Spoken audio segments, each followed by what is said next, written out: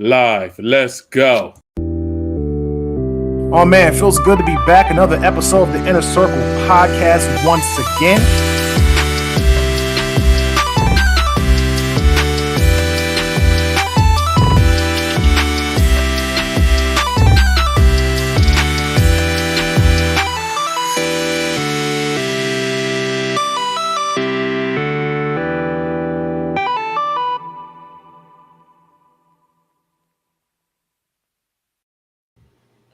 What's going on? The Inner Circle Games Network, and we are live. We had some technical difficulties with the software, but we here for your entertainment.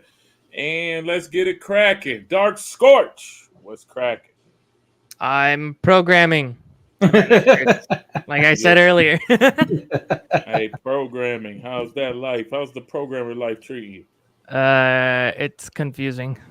It's confusing, man. You supposed to be the C++ king. That doesn't not make it unconfusing.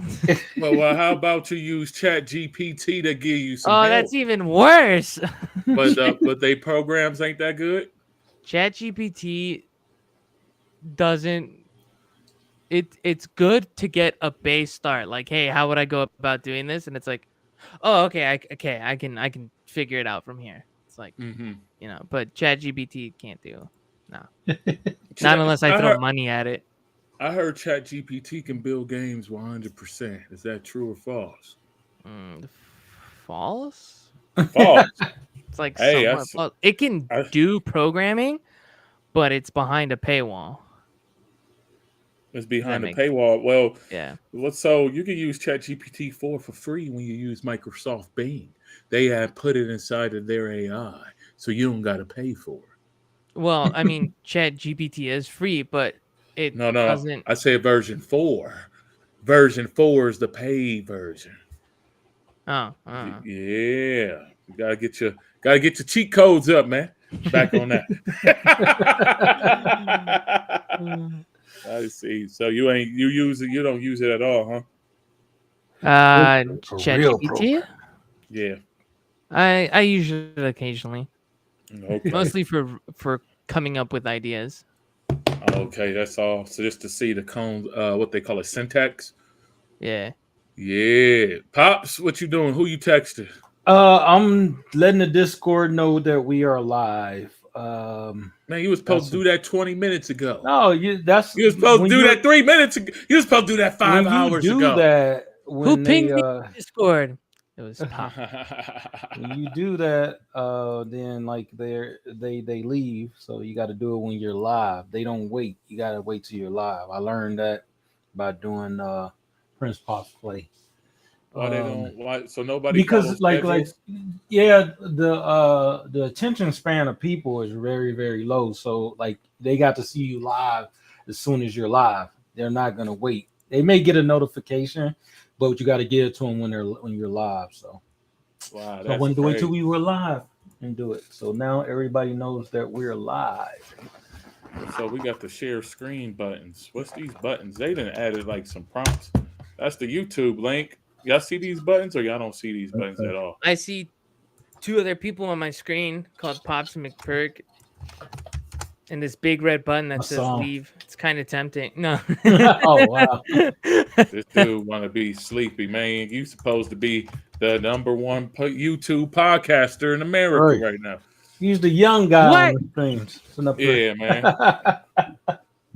You know what? I'm going to play video games now. Gonna play the video games all night, huh? What everybody playing? I've actually been playing Halo Wars, dude. Halo Wars? Halo Wars 2, to be specific. It is so fun when you go against the AI, and only the AI. Why only the AI? Because it is meant to be played the right way or something? No, it's just I never grew up playing Halo Wars multiplayer, and when I tried it out, everybody's just like, how fast can I rush your base? And I don't like that. I like building an army and then going attacking, right? Yeah, it's a real-time strategy game, right? Yeah, it's a real-time strategy game set in the Halo universe. That's interesting. And when you go against the AI, you're kind of allowed to like build your army and then attack. But I've been I've been upping the difficulty. So like now I'm starting to play against the AI on Legendary, and I've picked up on how to build fast and get resources. And Ooh. the games go on for like 2 hours. Oh, that's a long game. But the only reason it goes for 2 hours is because the game has mini bases, so like little outposts where you can like build the generator, and we set that to count as like a main base. So sometimes the AI will just come and destroy us, and we're like in the back with one mini base trying to build an army of Marines to go fight a bunch of tanks. Oh, it's so fun. So is that like Command and Conquer type gameplay? Or have you ever played Command and Conquer? I've heard of it. I don't think I've seen gameplay. I could just Yeah, it's like Command and Conquer. Yeah. Okay. And that's made by Bungie? No. It was made by Creative Assembly. Oh, really? At So least it was the an second one. outsourced project. Yeah. I wonder why they haven't made any more Halo Wars. They probably just weren't popular. Yeah. They're just not Yeah. popular. Yeah, games are strange. Speaking of that, it's funny that you mentioned that you're playing old games. I've seen a report that people are playing Fallout again. Oh, this guy left, logged out. Oh wow! He got hit with the boot. He booted himself out. He'll be back then. Yeah, but you know, they're playing Fallout again, probably because there's a new show out, a Fallout show. really? I heard. Yeah, oh, there's a Fallout show. Yeah, I think it's Netflix. I'm not sure. My friends told me about it actually today today and yesterday. Two separate friends told me about it. Game show based on Fallout. It is on. I don't see maybe Prime. There he is. Amazon Prime. Yeah. So if there's a Fallout show, Yeah, I saw that. Did you watch it? I saw the first episode. I haven't finished the series. I can't speak on the series itself because I haven't played Fallout like from start to finish. So I can't say it's an accurate representation or whatnot. Is that the game I have? The only Fallout I've played is like the one on the phone where you like manage your little vault. So if I'm basing it off of that and people's comments on what they've seen, it's like a 7 out of 10. Okay, so that's why Fallout been getting it. People been playing it again. Yeah, I think that's so strange. It's a lot more true to the source material, as in like the games, than the Halo TV show is. I heard the Halo TV show was disappointing a lot of people. Yeah, I'm disappointed in it. I wonder if they do a Gears of War show, could they get it right? I don't know. Like, so they made a lot of Resident Evil things, and they do some stuff right, and then they do some stuff like the big Resident Evil stuff that came out like 10, 15 years ago, whatever it was. Those like 4 or 5 that they made. They had some of the source material, but they separated it from the first. They just did a lot of stuff that reminds you of it, and it was good. It was decent. I mean, I don't think they can never do a show based on a game because it's a weird, harder medium to do than doing a game based on a show, like on something. So, speaking of, I was thinking about something. Hold on, Pops. Are you saying it's harder for them to go from movie to game or game to movie? You confused me, and I confused myself when I said I'm saying it's harder for them to go from. So it's easier to go from movie to game than game to movie or game to show.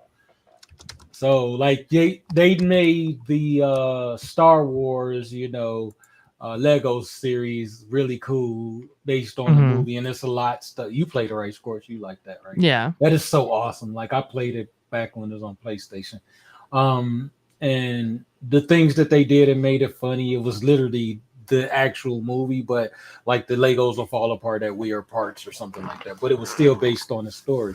So trying to make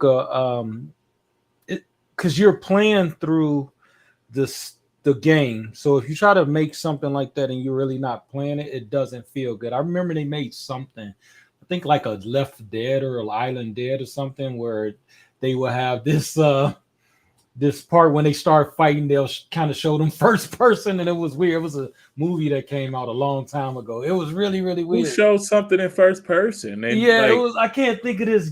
What's the game movie that? Let's see if I can bring it up. Game movie. That went in first person. Let me see. Game movie that went in first person.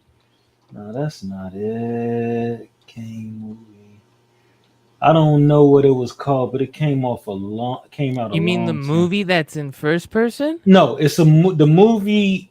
What's the movie about? What's the movie It about? was like a survival horror movie, but then it would go into first person perspective when they started fighting. I can't. This has had to be like over 15 years ago, so I can't think of the name of it. So you don't think I mean, I see your point. Like Resident Evil movies didn't convert rail on film, even though they have the potential to doing it. They just for some reason these Hollywood script people don't. No, I don't think it's that. I think it's really because you're playing through, and there's a personal perspective that happens when you're playing through that you can't translate the screen. But if you're just making a game based on what was already on the screen, it's easier.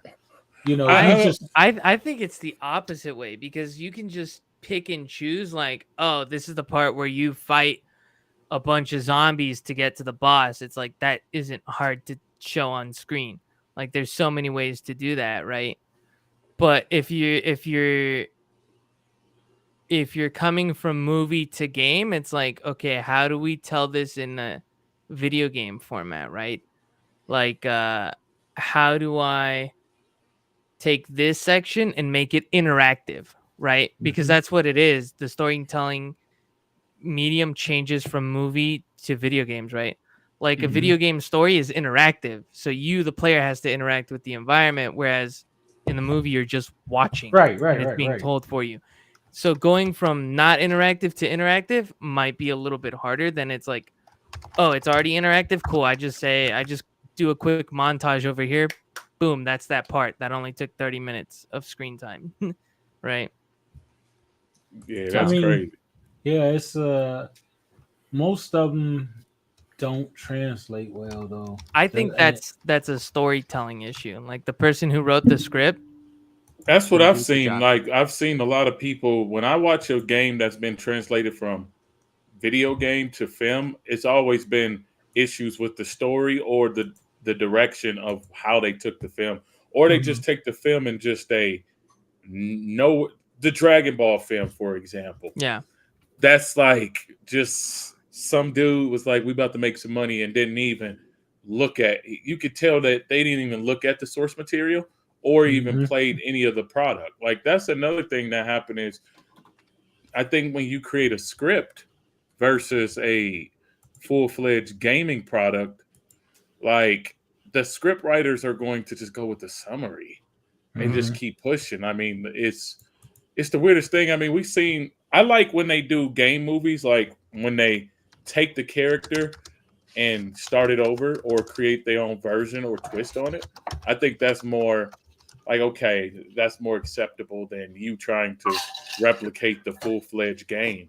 That's what they did with Resident Evil. The Halo they brought show. in some of the Resident Evil characters too, which was cool. Like I dig those. And then they made a couple of them that were animated. And then they made one recently that was a few years old that was pretty decent because they put in some of the people. It's just, I really think, like, because it's easy to do a game. So if you got a movie and it's all like the Star Wars, you got the movie already fleshed out. You just need to just incorporate that in gameplay. But like I say, the gameplay backwards, even though, of course, said it a little different. The gameplay back, like turning that into a game. It's, even if they tried to tell the same story, it wouldn't be the same because it's kind of like you're in the story and it doesn't work like that. And I can't think of this. I mean, think of it like this, Pops. Like let's go back to that Lego game, right? How much stuff are you doing there that actually didn't happen in the movie, right? Like you are building things to get to the next area, which is in the movie, but that scenario is going about it totally different, right? Right. So But it so plays that out so well. it plays out good because they did a good job of the gameplay and how they storyboarded that, for lack of a better way, right? Right. But when you go from video game to movie, it's like, okay, well, a lot of people enjoyed this fight, but how do we make it enjoyable in the movie, right?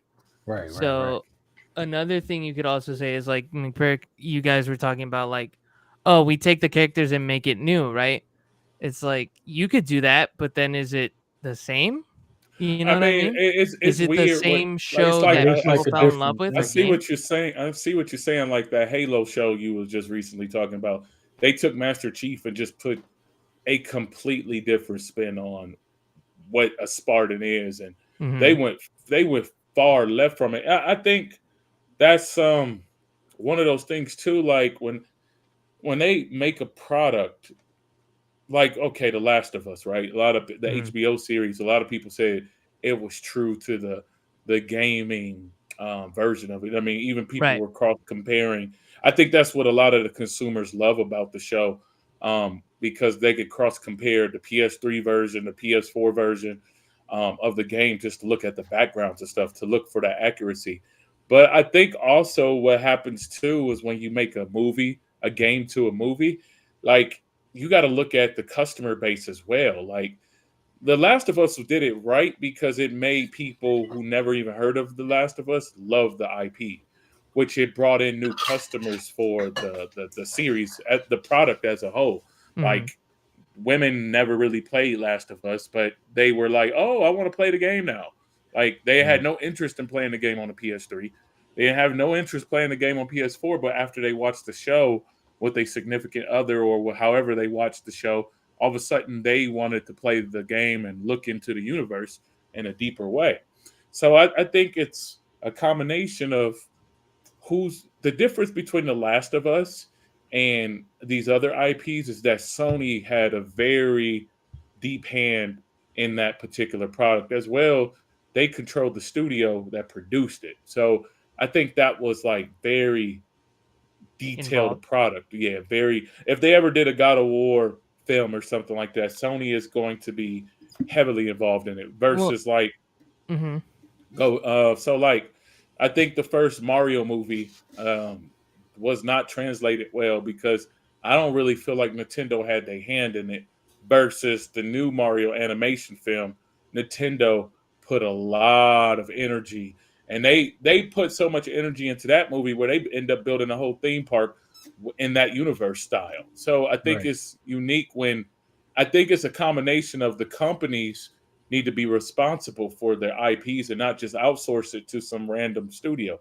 I mean, Mm-hmm. Mortal Kombat is a unique one because Ed Boom, what's his name? Ed Boom? I think his name Ed Boom, the And creator of Mortal Kombat. boom, Boom, yeah.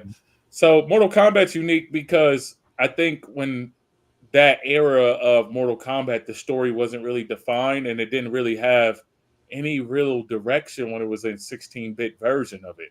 Where, they did have a concept, they did have character storylines, but the storylines, you used to read them in the back of a video game magazine.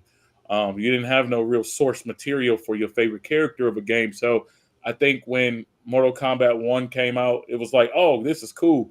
Mortal Kombat Annihilation, I think the studios got a little bit heavily involved in that. I still enjoyed it, but I think it's a combination of studio and the company that needs to be a part of the films. Like Street Fighter, for instance, like terrible movie, mainly because Capcom didn't keep their hand on it. So bad that they had to make a game based off the movie. I That was mean, Street. crazy. do you think because the companies were involved, they were like, keep it to the source material because that's what people like? um, Because like source. The Last of Us is like it's majority close to like the games, right? Yeah, there's Yeah. some differences because like maybe movie budgets and CGI or whatnot, right? That you can't get away with compared to like a game. But do you think because of that? I think when you create a game from film to movie, it's a unique situation because um You mean game to you're movie? worried. Yeah, game to Yeah. movie is because you're worried about that customer. Like Mhm. you at the same time, are you trying to capitalize off that same customer Well, that no, played the no, game? they can't. They really can't do that. They're trying to do it all, because if they just went off the people that bought games, which could have just been kids, then they're not going to make their money back in making the film, so it would be a flop. That's so finding the middle ground between both of them. They will have to do, because they can't just make one person. They wouldn't just make money if they just made the gamers happy. It doesn't Mhm. work like that because of the money that they spent in making the movie. So it's Yeah. weird. And the reason, just because the way you just said that, it resonated in my head that is the reason why it's hard to do, because they're trying to make it fit all the mediums at once. They're trying to make it fit people who don't know anything about it and the people who know everything about it. That's why Mario as an animation works so well. You're like, how you Yeah. gonna mess that up? And they was able to write a whole new story. They didn't have to use any source material. It's funny because Nintendo's coming out with a Zelda movie. Oh Mhm. wow. Yeah, and I think the Zelda movie, we never heard Link talk ever. Well, no, we heard him talk in the old cartoon.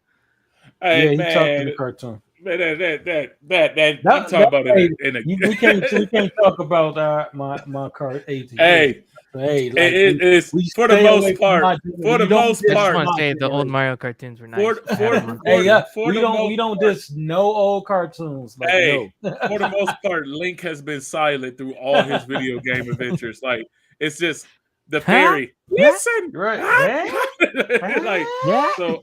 I think it's funny that we just randomly talk about this because Keanu Reeves actually just got announced to voice Shadow. Yeah, I he don't know if y'all did. kept up with I that. saw that. I Keanu saw that. Reeves That's voicing Yeah, Shadow. Keanu Reeves. voicing Yeah, Yeah. Shadow. Yeah, it's funny because I was just about to mention they did well with the Sonic movies and stuff like that. Sonic So, movies are oh decent. I mean, I'm not a fan of the way that how fast we got to Sonic Adventure 2 and Sonic 3. see, But I you a mean, gamer that wanted to like go take your time, but they needed to make money. no, man, they skipped Metal Sonic. Right. Like there is some other material you could have did before we got I feel like Shadow should appear in Sonic Adventure 4. Right. Sonic Right. movie 4. Like the way if you look at Sonic Adventure Sonic the movie 2, like you can see the scenes they did in Sonic Heroes, like they was just rushing through all the games just to get to this point in time. And Right. Right. it's pretty interesting to see how this movie works. I haven't seen the Knuckles series on Peacock. But I heard that so they did a There's a spinoff Knuckles of series. yeah, so they put that on the streaming platform. So I think I might have to watch that before I see the movie. I'm not sure if Knuckles ties in before we go see Sonic 3. I'm not a big TV watcher, so I really don't get to keep up with those things, but I do go to the movies to see my boy Sonic, as y'all can Son, see in the back. yeah, you get Sonic on TV, then Big Perk will watch some TV.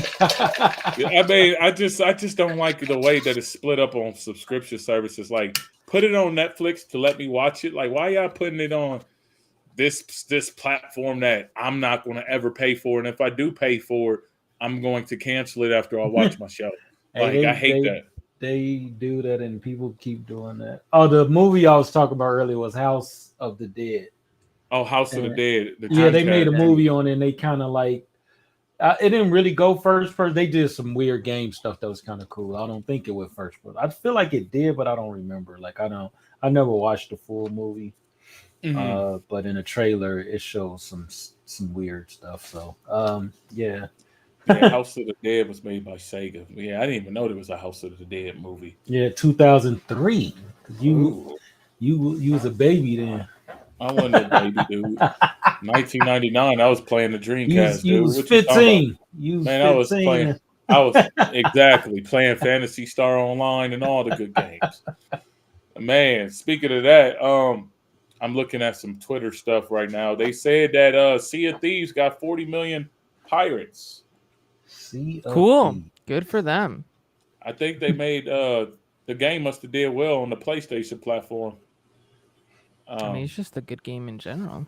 I never played Sea of Thieves, so I played it when there was nothing to do except go sail 20 minutes that direction, get chest, come back, cash it. That's all the game was.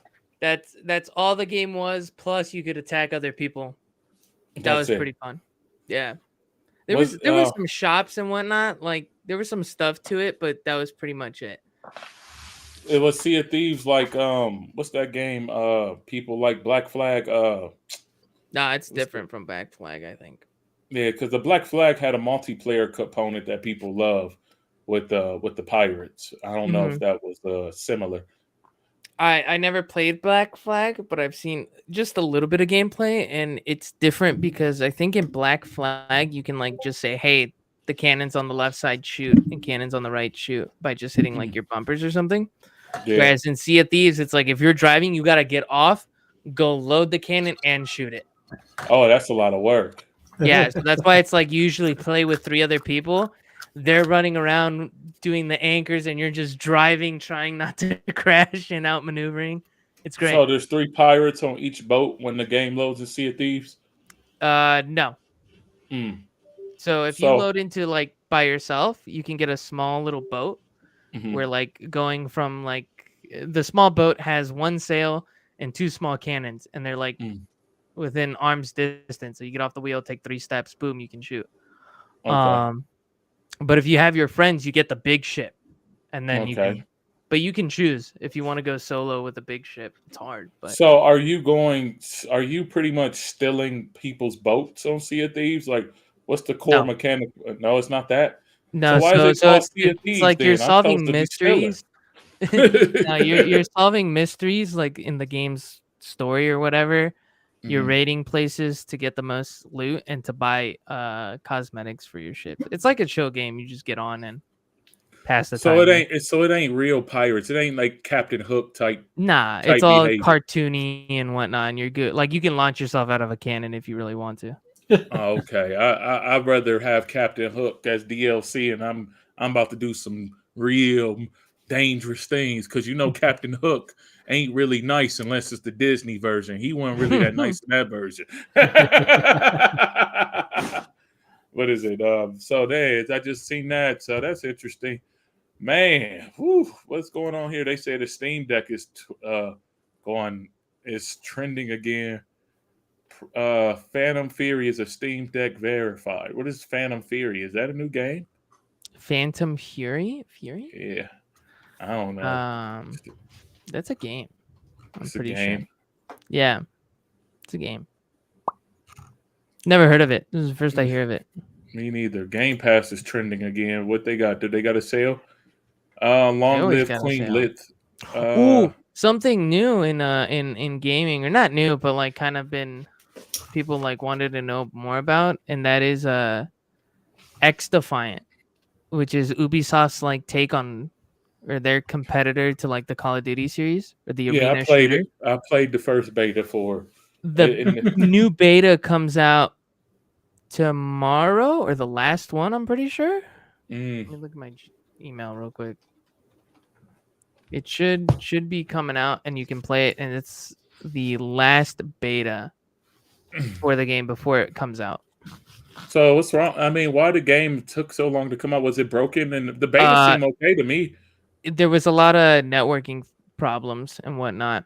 So basically, the game was done on like the inside. So like the Ubisoft team's like, this game is good. So they sent it to Microsoft, and the Microsoft team was testing it on like their side and whatnot, and like Sony and whatnot. And they were like, hey, you got some issues here. Get back to work. So the game was pretty much good on the company internal LAN or WAN. But when they sent it, because it was hard to load into a game. And that's one of the things that sucked about the beta. Like I was waiting 20 to 30 minutes just to get in the match. And that's the only thing I do remember playing it.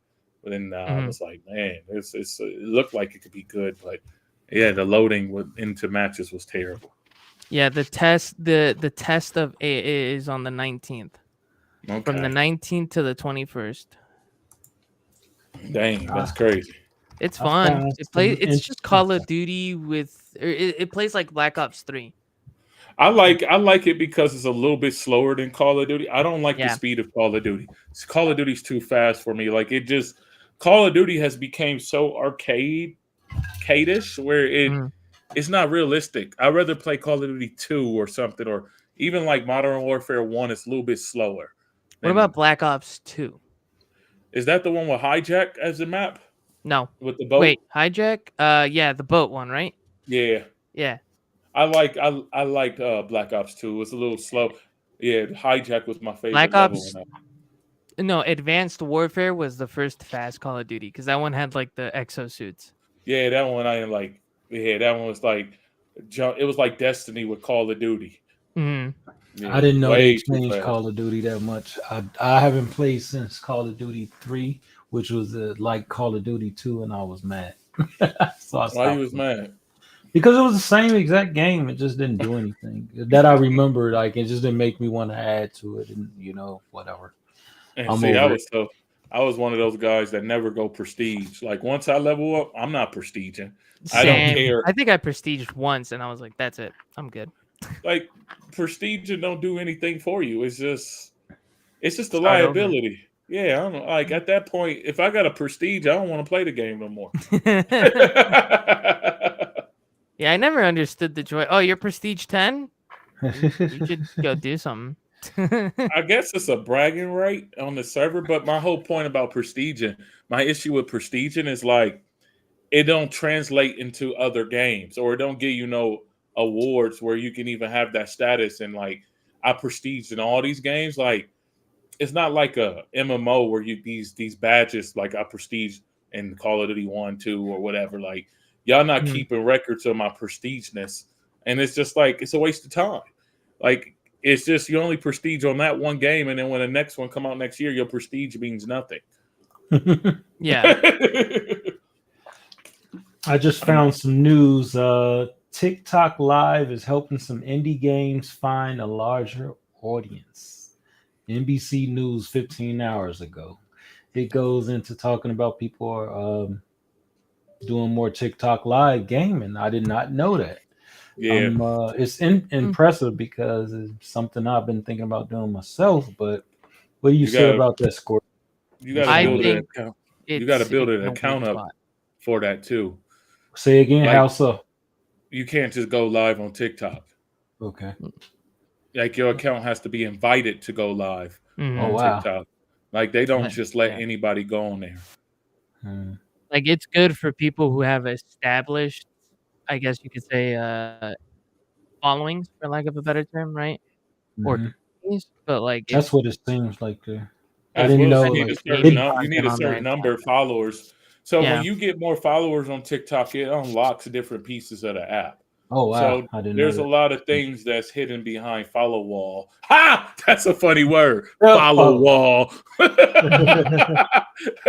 Yeah. So as you get more followers, different features of the apps open up. So definitely interesting thing. But they make you use their streaming software too, which is sort of strange to me. Like, why can't you use the standard stuff that everyone else is using? Yeah. TikTok I'm looking at Live. this. It's interesting. Like, I just saw it. I was looking up gaming news myself, and that was uploaded about 15 hours. It says from NBC News, TikTok Live is helping some indie games find a larger audience. Pretty cool. Yeah. Good for them. Google fires 28 employees after sit-in and a protest of wow, these people. I seen something that was strange yesterday. I was Google got a program in beta called Google Play Games, where it's a launcher that installs on the PC that lets you play all of the Android games on PC, Oh, like interesting. without using any of the third-party applications to make Android games work. This one is supported straight from Google. So I downloaded that yesterday. I was playing a little bit of Mobile Legends. I like that game. I don't like League of Legends. I like Mobile Legends. And it even allows you to use a controller on some of their games. I'm like, that's interesting. Very Well, I mean, interesting. they've added support for phone games for a while. Well, that game doesn't have support controls on iOS. It don't have controls. But in this version of, like, this thing lets controls sync to any game. Because technically you're playing with mouse and keyboard. So I thought it was pretty interesting. That is interesting. So, A lot of stuff. You figure like where we are with the gaming now, and like I watched it go fast over the years. When I get into my talks about like my generation, watched it go fast over the years, man. And the stuff that's happening is so weird to keep up with everything. I mean, you can only like it's if you're a gamer nowadays and so deep into it's like a full lifestyle, like all the way. You can't be like a side gamer. Like I'm a side gamer, I stream, Prince Pops play all this stuff, but like the gaming news, the gaming stuff that happens, it's just crazy. Yeah, and it's hard to keep up with everything. Like right now, I'm ready to play Smite. This game called Smite number 2. Mm-hmm. I like Smite. It's by a company called Hi-Rez. And it's just like it's weird because you can't really play everything that's available to you. You Right. can't. Yeah, there's no way. I mean, like, look at all the games on Steam and on the stores and stuff like that. You go through the stores, like, hundreds, maybe even thousands of games, and it's like, wow, how do you keep up? I mean, like, and then like you find one game that's focused on anything, and it's interesting. I was saving that for a talk though. Like, I was wondering, like, what do you guys see as like if you could build a game right now, what elements would you incorporate? Of what? Just like if you had like enough money to build whatever game you want. I'm not talking about like building an indie game or anything. I'm talking about something for everyone. So Like what would you AAA. see as what would be Okay. the best thing? What would you build right now? And would it be different? Isn't anything that can be built that's different? Well, I see, would build a shooter. See, but the Like thing is Titanfall. too. Oh, go ahead. A Titanfall. I'd do I'd go like a shooter. Mm-hmm. It would have the art style of like Valorant, right? And there's wall running. It's just a fast style game. I would, if I had to build something, I would have to do some kind of market research because I want to build something that's not on the market. I want to build something that's completely new from the ground up. Like, for instance, what's that game that with the little wolf with the crazy colors? Okami. What is it? Okami. What was that Where it's wolf like game? it's a white and red Yeah, wolf. yeah, it's the I right. think it's Okami. Yeah, I think it's Okami. Like Yeah, it is. Okami was a unique video game. I think they made a couple versions of that game. That game was very unique. I will have to build something that's groundbreaking. Like I don't want to build something that's going to get played for 30 minutes and then somebody just throws it in a shelf. And I think that's the problem. Everybody's doing the same thing. They're creating the same game in different skins. I mean, Valorant is dope. But I mean, not Valorant. What's the game called? The one we was just talking about with Ubisoft. X Defiant. X Defiant, right? So X Defiant's going to come and it's going to create the game. The Ubisoft fans are going to play it. I mean, the thing is, there's only the pool of games. Like we got that one game with the money, the Las Vegas game that people play. What is it called? The one with the you shoot and get the money out. Payday. Like Payday, not Payday. No, it's what is that damn game? I mean, if I shoot hard enough, they'll give me No, it's money. the Las Vegas shooter game. Like you go in Las Vegas shooting game. It's a first-person shooter. Rainbow Six dang. Siege. No, not Rainbow Six. Rainbow Six, Las Vegas shooting game. The level is like got the casino, and it's like you get the money. Damn, what is that game? Bro, I don't know. Dude, you was playing it, dude. I was Monica. Yeah. We was talking about it a couple weeks ago. Where you said that you ain't got nobody to play with. But it's like they got the casino level in it. Oh, the finals. The finals. There we go. Like I was like, dude, you the one made me download it. But you got the only other casino I know is in the finals. But you got the games like the finals.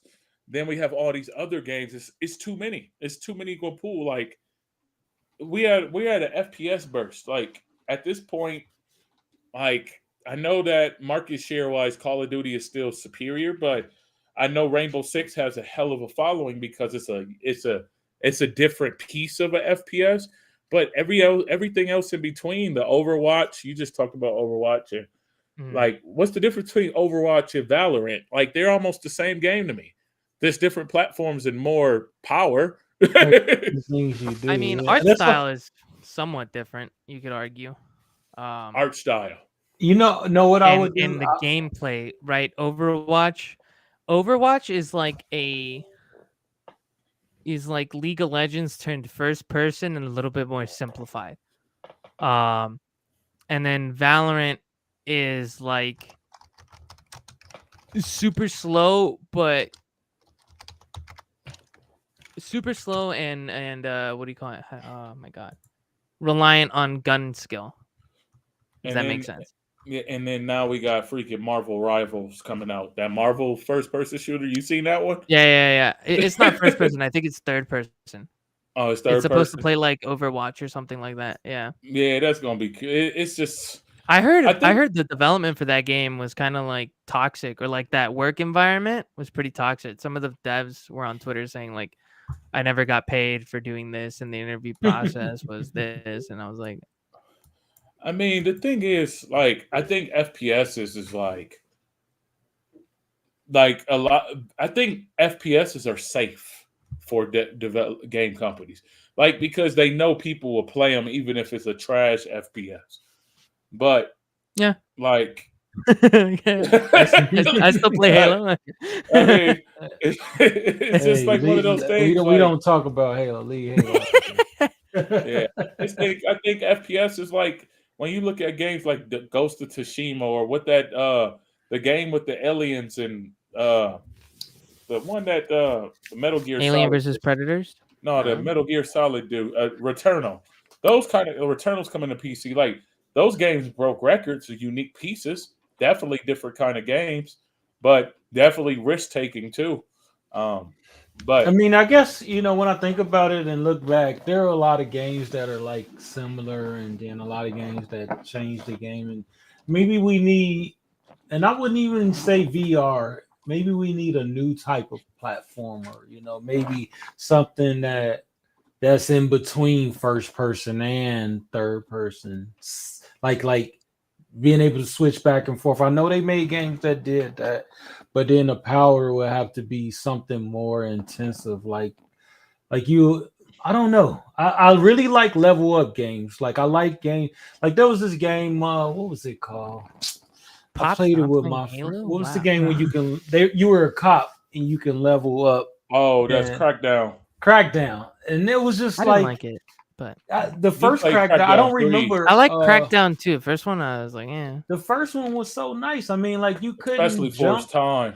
You couldn't get to a place until you leveled up, and you had, it was cool. Like, you couldn't jump high enough to get to the boss, and it did so many different things in that game. Right now, it looks dated when you play it or whatever, but like when I played it, I was like, kind of hooked, because it was like fun.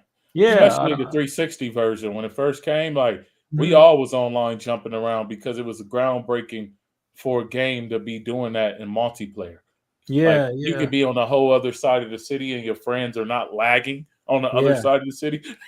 I forgot that was a part of that, because I'm so used to it now that I forgot that was one of the first games that was doing. I mean, Crackdown did well. That's why they made Crackdown 2. And I think 3 got canceled, but my issue with 3 came out. Crackdown 3 came out. Yeah. Yeah, Crackdown didn't build on its foundation, and it did not elevate. I feel like Crackdown didn't really change its formula. Like, they could have made that game a little bit more mature, more. Yeah, it was that in between phase, like almost PG-13ish, where the hardcore it felt like gamers the cheap knockoff to GTA, just like tough. The kid friendly. Yeah, but see, you couldn't do a lot of. I mean, you could do way more. You were powered up than GTA. It wasn't like I can see all how I remember from playing that. was like, you jump around buildings, you get the collectibles, and that gives you upgrades, and then you could run really fast, jump, ground pound. Shoot. Yeah, because but the thing is, GTA at that time couldn't do that. GTA, you couldn't even really fly. Like, flying and getting on top of buildings and stuff was not. GTA Sandbox wasn't built like that. Mm-hmm. Like, we're talking about pre pre GTA 4. Like we still only have San Andreas in between that time. Right. But like I said, what like you calling it a knockoff GTA because they didn't build on their foundation, as well as they didn't change no gameplay mechanics. They should have built like cops and robbers mode. They should have made the cops. They could have made more out of that. Yeah. Yeah, they should have made the thugs a little bit more dangerous. If that game was around, if it came out like in the era of what they had, what's the why I can't call it the battle royale thing. If it ended up being that would have been. They could have made a battle royale. That would have been an amazing battle royale. Yeah, especially being able, like Fortnite itself can rip that whole concept off, and it would be successful right now. Like if they just do that, they can literally call it Crackdown bootleg mode. People will play that mode in the Fortnite universe, especially with all their skins now.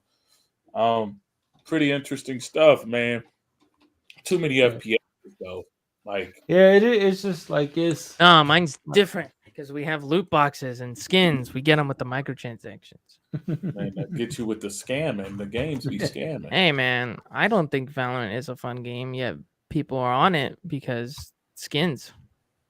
I mean, Valorant. I mean, the thing is too, like, Valorant is an esports title, and that's another thing too. Is like certain people make certain games like for esports only type behavior, right? So that's the thing too. Is like, how do you make a game that's exclusively for esports versus something that's supposedly to be casually enjoyed?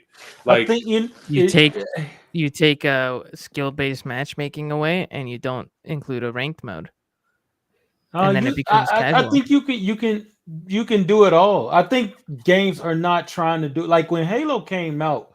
Like reason why Halo, I would say, is still one of the best because in the beginning it had it all. It had the great campaign. It had the great, like, let's hook our lamb together, let's do it through the computer, the Xbox Connect. It just had it all. And they still building off the same type of, thing. Formula. But like, no, like right now to say, oh, I'm just going to build a game just for esports, or I'm just going to build a game. They weren't thinking that.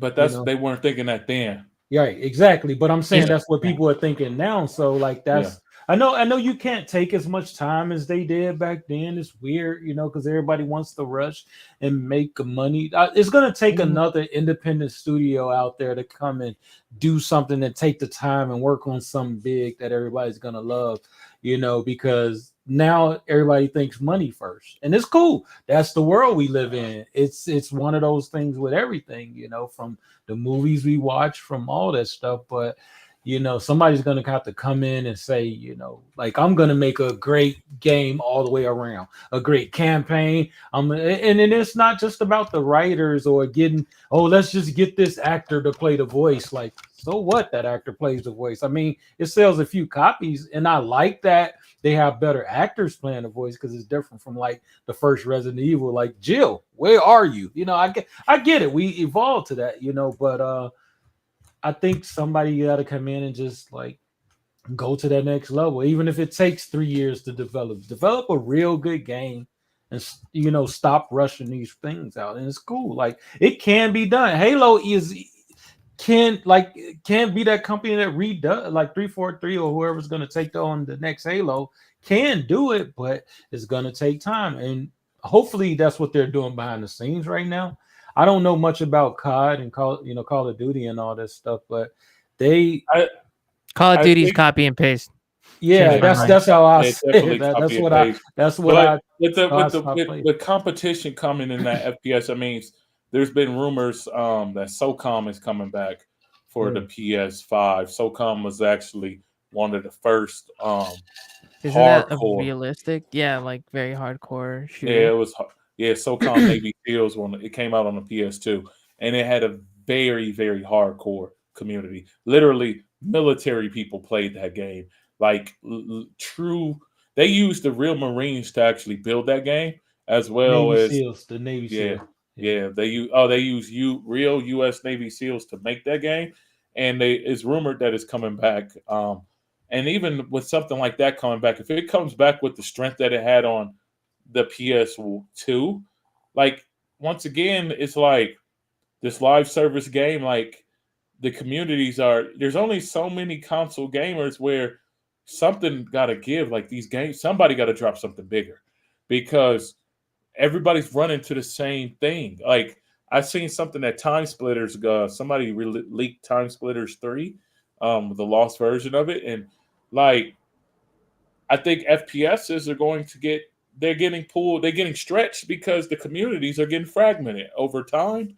Like people are not going to be able to, the servers are going to eventually die, or somebody's going to die because not because the game is not good, it's because the user base is not there. Yeah, and And that's what drives it now, and that's why I say something like, I keep bringing up Halo because like they still, as much as it gets talked about, as much as players say they're going to play something else, they keep coming back to it, and it's cool. It's cool to see that, because that's what we need. We need I think some longevity in this fast-paced industry. Like I when it like the comes fast. to when it comes to Halo, I think people are waiting for it to get back to its golden era. Yeah, and that's what Everybody I'm saying. wants Like Halo 3 Anniversary, nothing more, nothing less. Give them Halo 3 Anniversary. Don't touch Halo anymore. People will be happy. no, they would Guaranteed. have to incorporate that with everything that is now, because there's some people that are based on loving the speed of what is now and be able to go back to that. I would suggest with that, add that somehow into Halo Infinite and make it like a They mode where did. you had so Halo, but make it. Halo Infinite needs to just I become mean just the boards. I mean just like the whole play. Halo Infinite need to just become Xbox's launcher for Halo and just put all their games under one moniker. Like Halo That would So Infinite be another should be. MCC. I mean, at this point, like, what does Halo Infinite really mean? Oh, Like, it's the next Halo for 10 years. And I we're mean, 4 out of 5. it's the next Halo for 10 years. But once again, you still Halo it by itself has a fragmented community, like Yeah, because extremely fragmented. when the community started to fragment and reach because of Bloom and Sprint and the armor abilities, right? And Mhm. everyone's like, this sucks, and people just went away. Halo 4 came out and they were like, eh, right? And then Halo 5 and everyone's like, out of here, right?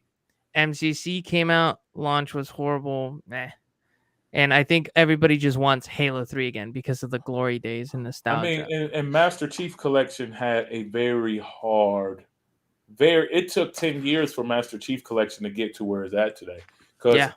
it came out on Xbox One, and that Mhm. game was hella broken. No Like matchmaking. For it, like, I it sat there in like 4 hours waiting for a game of Halo 2 Anniversary. and Nothing. that rollout plan for a product like that is very strange on Microsoft, the way they did like their rollouts and their services. Like, how are y'all coming out with these incomplete products like that? I mean And then that's where Bad you're putting, management. but you're waiting 10 years. Okay, so all right, 10 years for Halo. All right, so you got a 10-year rollout plan. What happens when a 6-year-old come in? We got somebody born today, and this 6-year-old come into the universe to play the game. You're not going to be able to cater to that 6-year-old. You're not going to be able Shouldn't to even get be that playing the 7-year-old. game, first of all. I mean, that's not the world we live in, but it's just Yeah. you're not able to cultivate that new customer. Like you have to do things. Like I see them put Master Chief in Brawlhalla. Like that's the attempt that they do to get people from other products into the universe. Like there's a Lego Master Chief version, you know what I'm saying? But like you have to be able to, you can't just come out with a product for 10 years and just work on it. Like I know it's live service, but you got to come out, you got to be able to change the branding at the same time, or start creating different chunks of it. Like Destiny does it the best when it comes to rebranding the damn, it's still Destiny 2 at its core, but they make their games have different. I think the newest one is the Last Showdown or something like that. But you see, I don't even play Destiny, but I know that Destiny has a new product coming out because of how they market their expansions. They market like the Fallen King, Destiny, the Fallen King. Like they market their expansions heavily as if it's almost a whole new game. I didn't Well, it even is. know. It's some of the DLC is $60. Like it better be like 40 plus I, hours with the I mean, gameplay. it definitely is, but the way I'm just talking about from the marketing side No, on yeah. how Destiny does it. Halo Infinite Um, needs to go in and do that same kind of how they concept. like? How are they I think doing that? Because I don't even see it myself. I So didn't to even well, know. well, pops, when you get those ads, you kind of have to be like browsing other ads, if that makes sense. Like, Oh yeah, yeah. yeah. But going back to like the marketing for Destiny and Halo Infinite had a rough like development. So Mhm. their like whole game design doc probably changed like 4 or 5 times throughout the Yeah. development. And that affects 5 years down the road. Like recently they were like, "Oh, seasons? No more. We're doing operations now." What does See, that mean? I don't know. It just means less stuff. And I can see, and that's like, yeah, horrible. but that's the thing. So like right now, Destiny 2, Lightfall, like that's like they got Destiny 2, like these are the expansions. They have names associated with them. Like That's there's where like Halo's screwing up because like the last season was Spirit of Fire, I believe, Operation 6 Spirit of Fire, and it was like all the like the armor from Halo Wars is coming to Halo Infinite for the first time or second time, right? Here's all this like Halo Wars stuff that you can get and whatnot, and then after that there's nothing. Like yeah, we're no longer doing seasons, we're doing operations. Like this one is Operation what? The yeah, Yappening? but at the same time, that's where they messing up at because if I'm looking at the list of Destiny expansions, and they all say Destiny 2. It's Mhm. Destiny Beyond like Curse of Oris, Shadowkeep, uh, House of Wolves, Rise of the Iron, The Final Shape, Lightfall, War. Like their names are just, and the artwork is different each time, where it's almost selling you a new product every time you look at it. Like Mhm. they, as well as they upgrading the multiplayer and they're upgrading the single player every time. Mhm. So they're not the same game. That's why they're $60. You're buying into that particular ecosystem. So base Halo Infinite should be evolving just like Destiny is if they're going to do it right. But Microsoft ain't doing it that way. Or 343, I they're not doing it that way. I definitely think it's a leadership thing. Like they have people come in and then somebody's like, you know what? No. And fires that person. And then somebody new comes in and is like, well, we got to change this. And then they start changing it. And then that person gets fired. And then the due date's coming up and they got this pile of mess. And they got Yeah. to like, all right, let's figure this out. Sell us a product. And then like everybody keeps asking because during the development of Infinite, it was supposed to be open world, kind of like Halo 3 ODST. Yeah.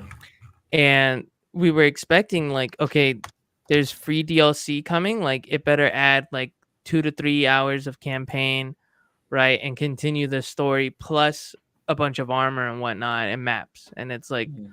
all we've gotten is one new armor core, 4 new customizations, and a bunch of emblems every Yeah. time there's a new update. Oh, and the logo changes on the game. And That's that it. ain't cool. I mean, That yeah, that ain't. but when it comes to live service games, Destiny 2 came out August 28th, 2017. And the last expansion, I think this is the last expansion that's in pre-order right now. Like that's how you do a live service game. And that's how you keep, if you're going to let people grind and you're going to have people play your products and you're going to have these different things going on, you gotta keep it fresh. Halo Infinite needs to become a service, and it should become the service. If they got this, it's a half-ass live service game. It's not a true live service, in my opinion.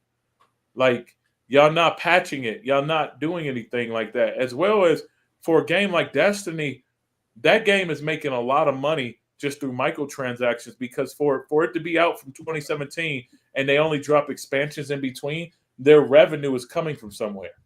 Like, and it ain't just battle That season passes. pass. And it's not just that either. It's something else, like their little jimmies and I don't know. I don't know what their currency is, but at the same time, it's like the live service. In order to keep somebody in a live service ecosystem, you got to do stuff like that, and that's what freaking Fortnite does. Fortnite comes out with they come out with the way Fortnite getting away with it because of licensing and big money, but these dudes have come out with just the big version of, oh, we got the new Ninja Turtle pack. Oh, I wouldn't be surprised if Barbie ends up in damn Fortnite. like Barbie and Ken are playable characters. Go into Barbie's house and shoot it up. Like, you know what I'm saying? Like, that's how Fortnite does it. But I was playing Brawlhalla the other day, and Darth Vader's in the game. It's Star Wars, and Darth Vader got his powers and the way he pulled. Like, Brawlhalla has been out just as long as Destiny. I think it came out before Destiny 2. The reason why it's out like that is because of this live service model. It integrated different IPs. I mean, they even got a Master Chief skin in it. So for them to know what they need to do and not doing it, I don't comprehend it. I don't know. Like, I think the reason Halo is failing on that is because they're 1 or 2 years in, or maybe it came out in 2021, so they're 3 years in, and they got to start working on the next one already. Yeah. So they're like, all right, we dropped the ball. Let's just get the new one and then just push out content every now and then. Yeah, and but in order to keep people playing, though, that's not cool. It's not, but it's working because people are giving them money. And people are playing, man. Like, even this season being the most recent season that's been up, it's literally like the most thing that's been done right now. The most players I think been online since the first season, I should say. Or close to it. I think the season before brought the most. You think so? Before this one? I don't know. Because all Gruntpocalypse did was, I think the reason people came back is because of the anti-cheat to see if it works, and it's not working. So I think people are leaving. So it had a little spike there. So it's been, I've been getting more games at night more often than I did in any other season since the first. There's only 3,000 people playing right now on Steam. I'm looking at the player numbers. Yeah, I'm on Steam charts. So that's 3,000. Assume 3,000 on Xbox. You have 6,000 total. That's not a lot of players. It's not. All divided up into different playlists. Yeah. With social being the most compared to rank. Yeah. That's nothing. I mean, in the last 24 hours, it peaked 5,000 players on Steam. Yeah. The biggest peak of all time was 256,000 people. That was probably at launch. Yeah, so I mean that was at launch because I can look at Monday, November 29th is 147 people just based on the analytics alone. So interesting things to see. I mean, 4,000 people. Let's add another. There's way too much to play, and the first-person shooter genre is very, very competitive. Just extremely competitive. If you drop the ball on your launch day, like really bad, nobody's coming back. Doesn't matter how many updates, unless it's like significant. Which is like crazy. Look at Payday. Like Payday launched kind of bad. Like it's good game, but like the multiplayer just wasn't there. And in Destiny stream numbers, there is 70,000 people playing right now. Mm-hmm. In the last 14 months, it was 316,000 people played in the last 14 months. In a 24-hour period, it had 84,000 people compared to 5,000. Like, that's some serious detrimental. So that's crazy. That's just crazy. It is. I mean the numbers. Damn. Let's see what Master Chief Collection player count. Let's just look at the. That should be like 1,000. Yeah, it's 3,000. Master Chief had in the last. The Master Chief Collection had 5,000 people Steam charts in the last 24 hours. Playing an hour ago was 4,000 people. So that's another issue too. You got too many. Your products are fragmented. The products are fragmented. So you got 4,000 people playing the old stuff, and then you got you got pretty much the same amount of players on your old stuff than your new stuff. So Hey, it's just a lot that has to be done because, or like I said, they need to go back to that drawing board and really sit down with the branding of the games because something is off. Because there's no way that should have happened. No way. Halo 5. Let's see. I'm just curious. We're just looking at because they fragmented their own community. Halo Infinite should become a service, or it should become a It definitely should become a Essential. service, and then they need to come out with their expansions every. I mean, granted, the game has only been out 2.5 years, but it's time for whatever they got for year 3. Let me see what their rollout plan is because they don't share rollout plans, do they? No, I they don't think don't. so, no. They give you an update every 3 months. That's So not whatever cool. we have now is what we have until August, maybe June. So they roadmaps ain't even visible. Nope. The only roadmap they have is for HCS or their tournaments. Yeah, I see that. That's sort of weird. I is, definitely think it's because they lack stuff. Like, let's look at Halo 5. Mhm. What made Halo 5 great in terms of like keeping people involved was Warzone. You know how many gun variants there were in Warzone? Like the rocket launcher with 6 shots, rocket launchers with 6 shots, and it target locks anybody and anything. And it's just Forge is amazing. And there's, 24 players on the map.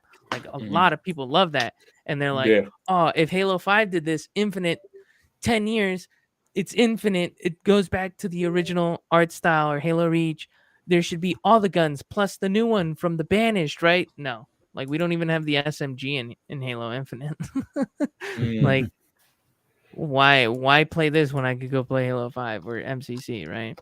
Yeah, that's pretty interesting. I mean, when it comes to that, I mean, I guess, yeah, I mean, the gaming appetite, in order to keep people playing a product, you have to you have to keep feeding their appetite, Right.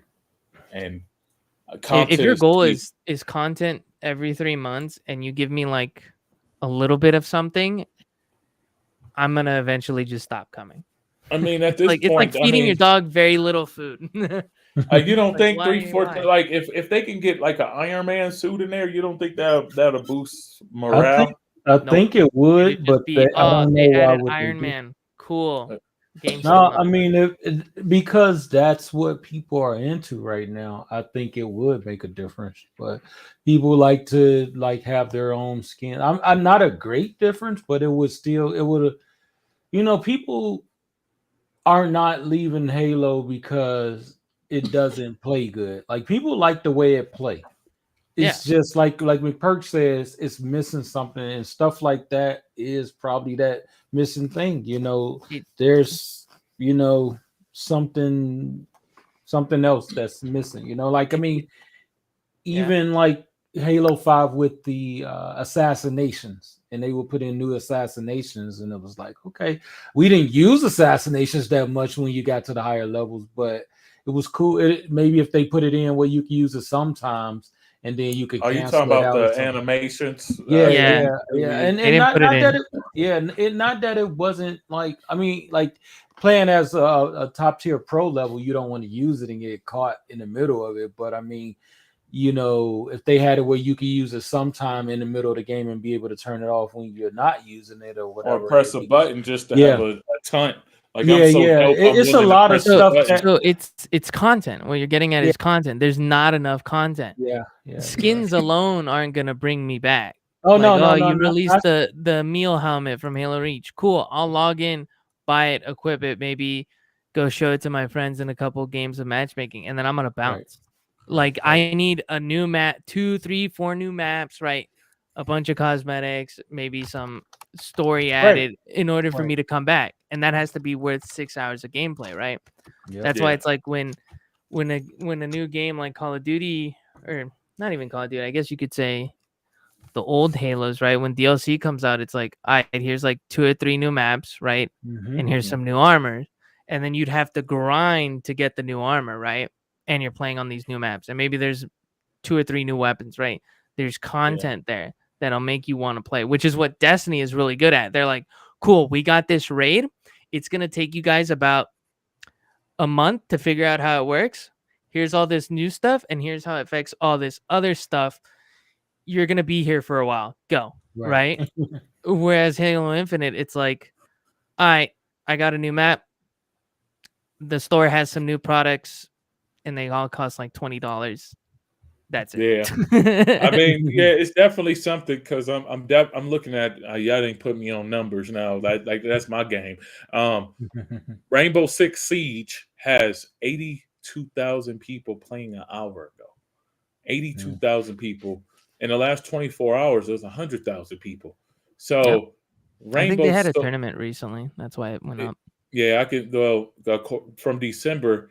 They got December, something's happened in December because, well, you're right, because the tournament shows March 2024, 50,000 people joined the game.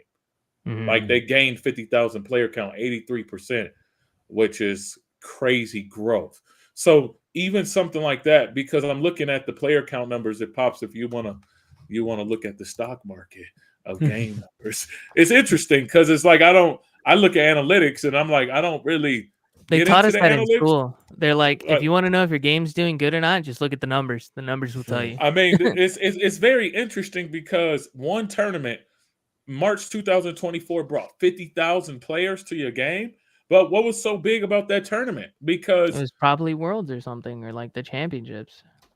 Yeah, but it's interesting. But the game from December, the game had an issue in November 2023. It had 15,000 people leave the game. Average player count still was 36,000, but something happened in November. Not sure if it was because of holiday season or what, but then December 2023, 5,000 people appeared. Maybe it was like, yo, I got a new game system or something, or a new PC.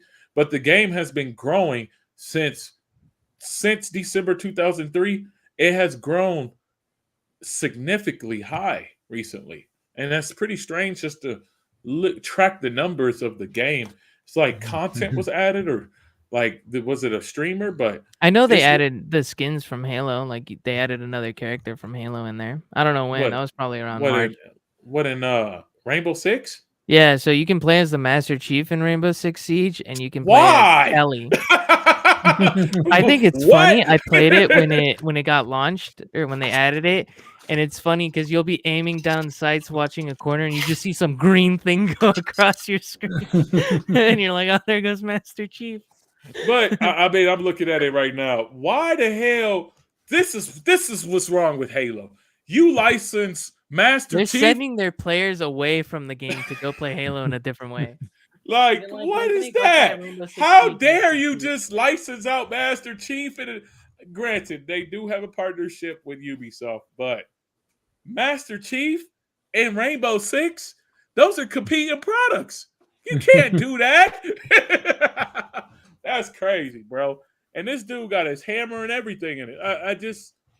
I'm about to look at the video now just to see. Oh, why y'all gotta ask me my age? I'm grown as hell. Come on.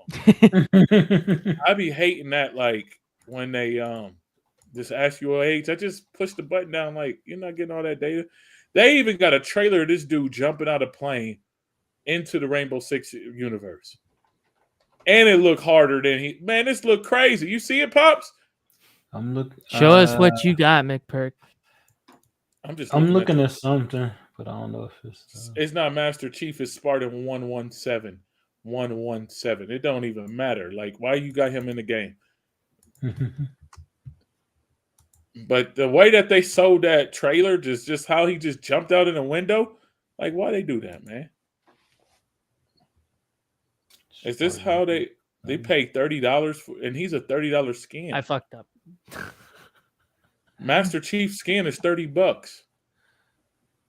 Yeah, it's expensive. I remember I asked somebody, I was like, hey, how much for the skin? And they're like, $20, $25. I was like, nah. Hey, people got it though. I'm looking at it on YouTube. I mean, oh yeah, it ain't me though. That's for sure. I mean, you don't play that game though, so I do. But you play Rainbow Six? Yeah, not as much as I used to when it first came out, but I go back every now and then. The way that his movements, this dude teabagging on YouTube. That's pretty crazy. Just Yeah, I, it's for the character Sledge. I don't really think that was a good move. I mean, granted, Microsoft is making money from the deal, but stuff like that ain't that great. You don't see Destiny characters appearing in the opposition's games. Well, it's mean- owned by Sony now, so they're never gonna do it unless it's Yeah. a Sony title. But they also did Kelly.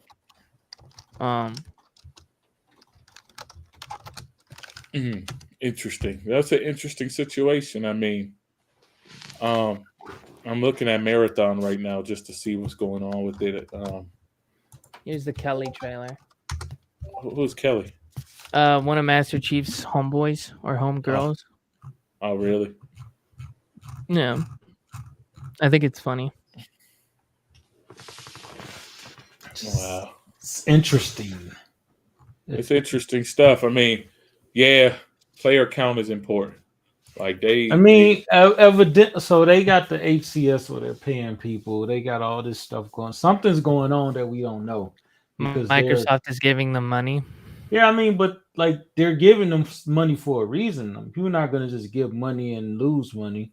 So they have something either up their sleeves or, I think they're getting money from the people who are buying the stuff from the marketplace in the skin. I mean, yeah, that may be true, but I mean, like it has to be bigger than like these people are smart. Like we see it from one level and we look at the numbers. There is no way if those numbers mean what they mean, and they may be true. I'm not saying they're not true. There is no way they're either letting this game die or they have something up their sleeves for the future. Well, they're making the next Halo, so that's probably Microsoft is saying like, yeah, I hope you learned. Yeah, exactly. I mean, but like the biggest issues is not enough content for sure, and that's for people because we live in this realm now where it's about that, and it's cool. Like it's not so weird, and it won't take so much away from the game to have like a true battle royale or like skins that you license from other people or the service game. I don't know exactly what you mean by that, McPerk. Service games is when you're playing Halo's a service game right now. Mm-hmm. Live service game. Yeah, right. Live service game. So that's the trend that these companies live service games they give it to you for free and they want you to buy it for equal. Exactly. You said make it into that. What did you say? No. They need to expand on it because it's already a live service game. But right. That's what I thought. That's what I thought. That's what you said. They're not really in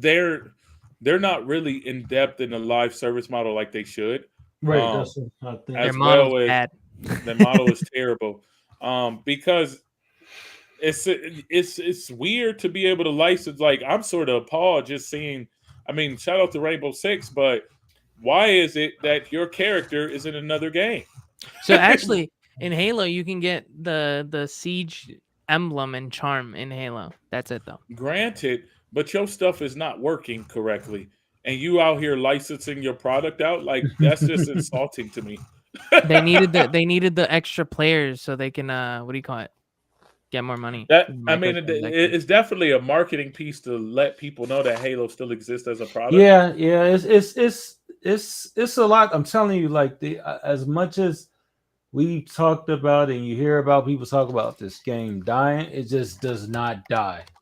It's not dead, but yeah, no, I don't even mean that. Yeah, I mean in the sense of like that is dying. Like either it can't like. It's hanging on. They're literally having HCS in Europe next month or when is it? I mean, you're looking at it from the event prices, but these numbers ain't. No, that's not what I'm saying. I'm saying in general, you don't financially this product is not making revenue. I mean, we don't know that. That's what I'm saying. I know that based on what I'm looking at.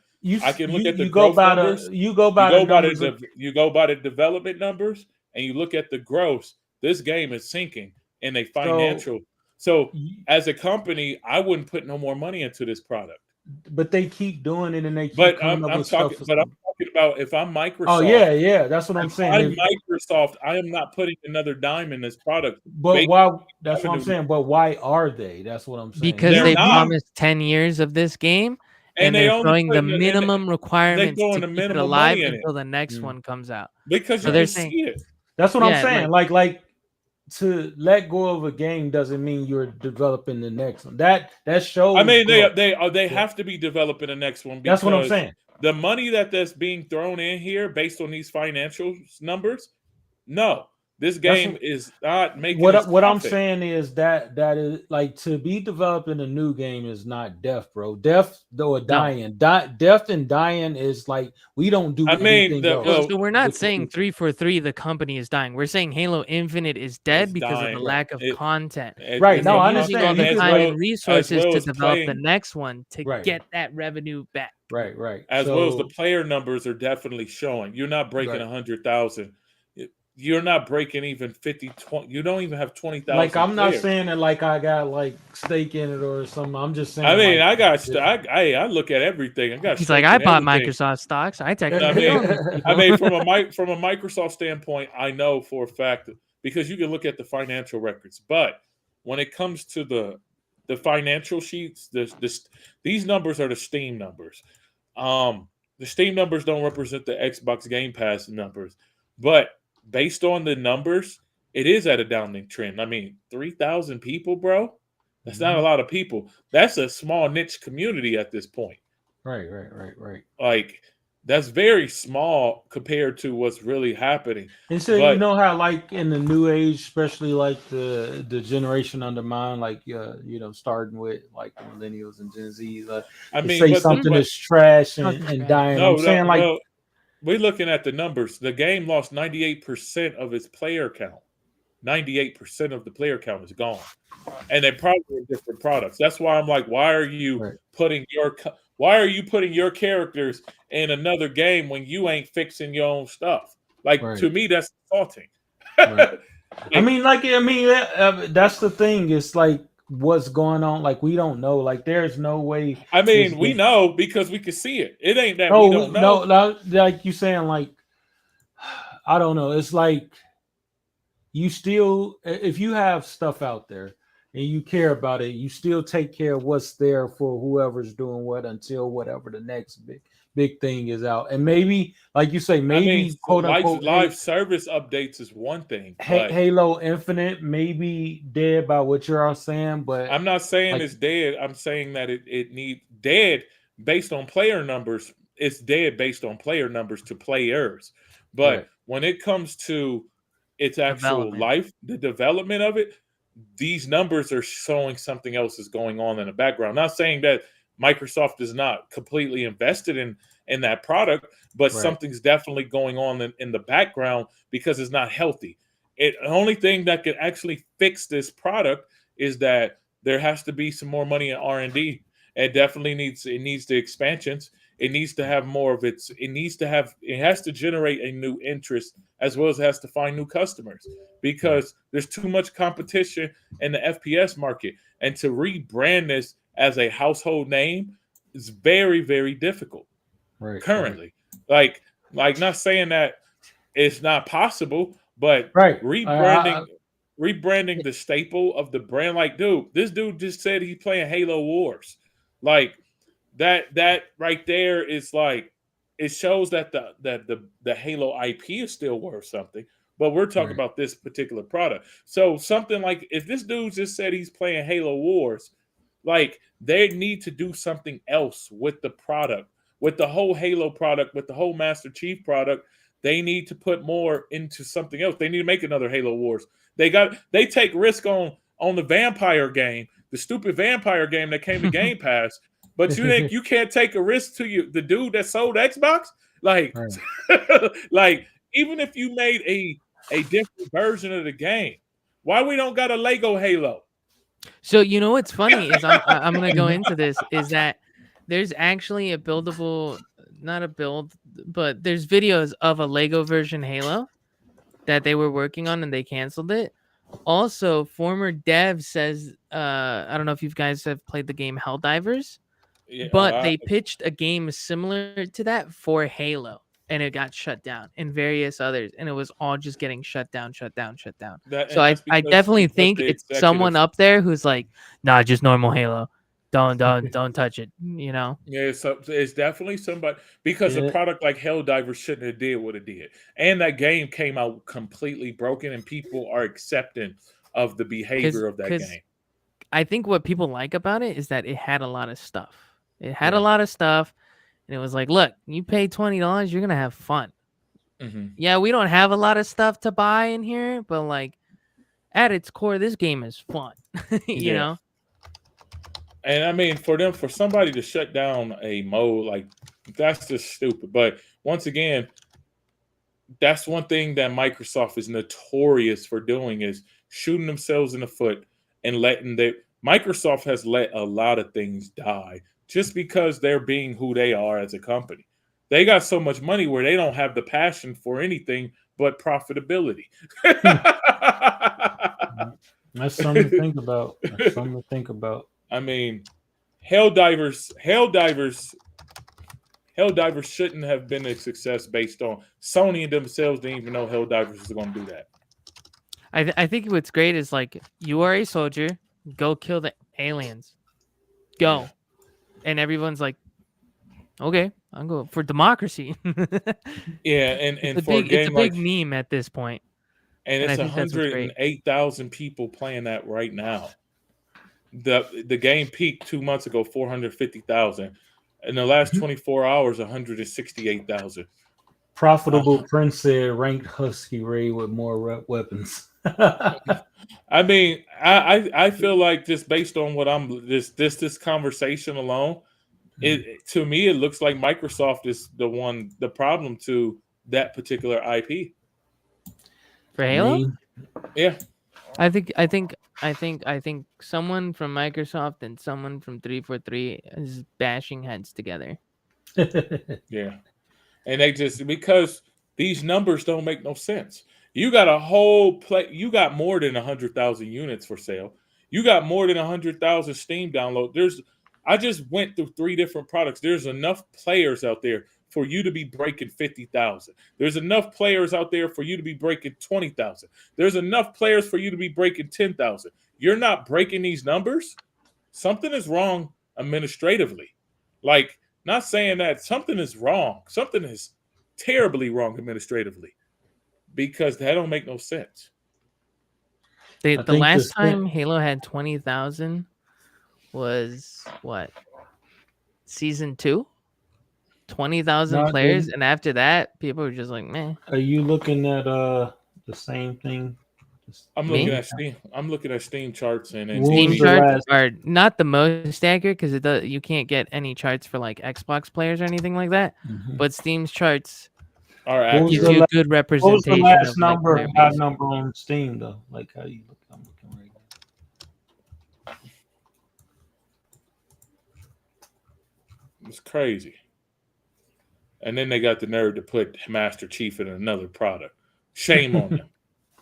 See, but yeah, that they need to do something else. Like, they got to invest in the other IP. I mean, if this game is not going to return, if this game on PC players are not rocking with your product, and you're only getting 3,000 people in 24 hours on a PC platform for a free product, that's definitely something wrong. So I think it's administratively, and the future will hold. I mean, hopefully Microsoft got something up their sleeve, but for Helldivers to be making this kind of money, got these kind of numbers when it wasn't even slated to, it tells you that the market still has an appetite for it. Halo is just a IP that people have memories with, but the way that they're not conveying new memories with this product. As well as Halo doesn't have real social experiences, and that's another problem with it. I mute everybody. Well, I have Games like privacy settings on. Yeah, but like games like Helldivers, and that's the biggest thing that I think Halo has gotten away from. Halo 2 invented social experiences in their games. Now they I don't. think Halo Halo, Reach was peak social because Forge at the for Halo Reach was like big in custom games, and you'd think, oh, Halo 5 would be like social, and it did, but Need a comp version of ranked playlist to market more social. Yeah, crowd. dude. Yeah. Oh my god, if you could make a playlist if you could copy paste rank and just take away the ranked part behind it away, that'd be great. I could play casually and enjoy it Yeah. and not they run around with a pistol and an AR.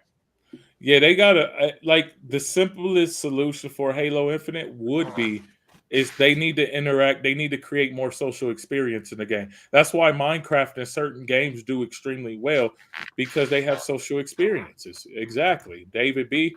And he agrees. I feel like Halo social experience is not there, and to not have it when you're the founder of Xbox. What made Xbox Live really profitable was Halo 2, like voice chat. What made me buy an Xbox Live kit was Halo. Y'all guys are the inventors of social gaming, and y'all have gotten away from the social part of your game. That's why the product sucks. Fortnite has a big social component. Like you pop in Halo, there's nobody to talk to. Mm-hmm. Destiny has an extreme, like when we talk about social, we're talking about all three kinds of social. Voice social, when people have their own web forms, people have their own clubs, and people have their own groups outside of the game.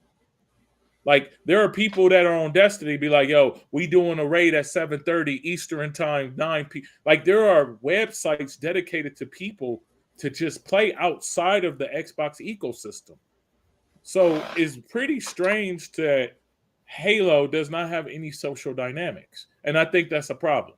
I think that's the biggest problem that 343 has is its social experiences. And they need to go back and really they need to build modes that encourage social experience.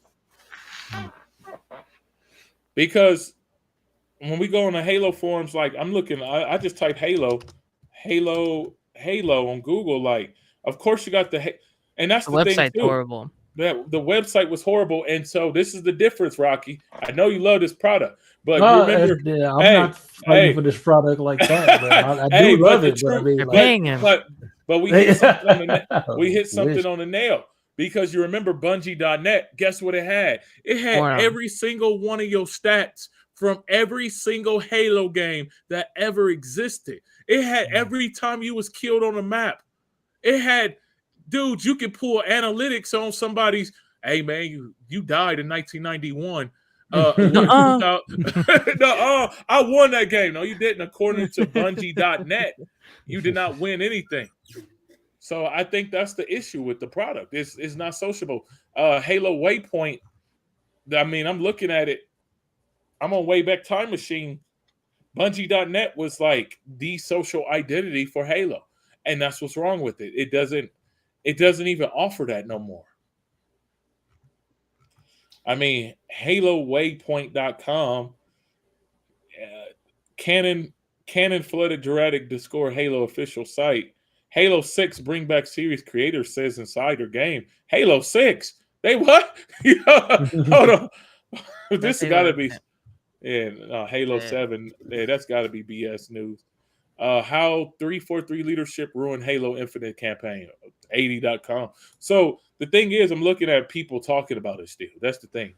But it says somebody 88 level wrote his opening, how 343 leadership ruined Halo Infinite campaign. That's what this person headline is. Yeah. So the game itself it still has that people care about it. It's just the facts are the facts. There's people that care about it in the programming side, but there's the management side and the 343 side that are like butting heads. Yeah, I mean, at this point, like I always said, 343 need to be fired. That's just me. 343 need to be fired. Microsoft should get some big money and hire all the Bungie back. Call it Bungie 2. Like, look at it like this, man. Like, Infinity War did the same thing. Like, they left Activision and then they created Respawn Games and they went back to EA. So Activision, so Infinity Ward I think they made the Medal of Honor games for EA. Then they didn't get the deal they wanted, so then they ran to Activision and created Infinity Ward. And then after Activision didn't pay them no money, they ran back to EA and created Respawn Studios, and that's where we got Titanfall and Apex Legends and stuff. So why Microsoft can't buy the talent? All the money you got, you cannot buy the talent from Bungie? Are you going into a rant? I'm just saying. No, it's just they need to go and create a new studio. Like, you got enough money to buy the talent from the studio. The studio is not where the talent is, it's the people of the studio. You need to find everybody that worked on Halo and create a new studio. It's not the business manager, it's the guy programming that understands your game a lot better. And the thing is too, like, if you look, Microsoft just bought. See, this is where my conspiracy comes in at. Microsoft just bought all of the first-person shooter talent companies. They own all of FPSs. They own Activision Blizzard. They own ID Software. They own Doom. You own every single first-person shooter engine to ever exist on the planet. You own all the great companies that make FPSs, including the Call of Duty people. So you have the talent. You need to take some of these people, create a new studio, and streamline it. Why is it that, you know why Activision Blizzard works? Because they got different studios that work on the products, vice versa. 343 shouldn't be the only studio that's working on Halo. If that's the case, do the same thing. Split the studios in half and let them compete with each other. And then you will find out who does a better job based on numbers and performance. I'm just saying, that's just me. That's a PMS right there.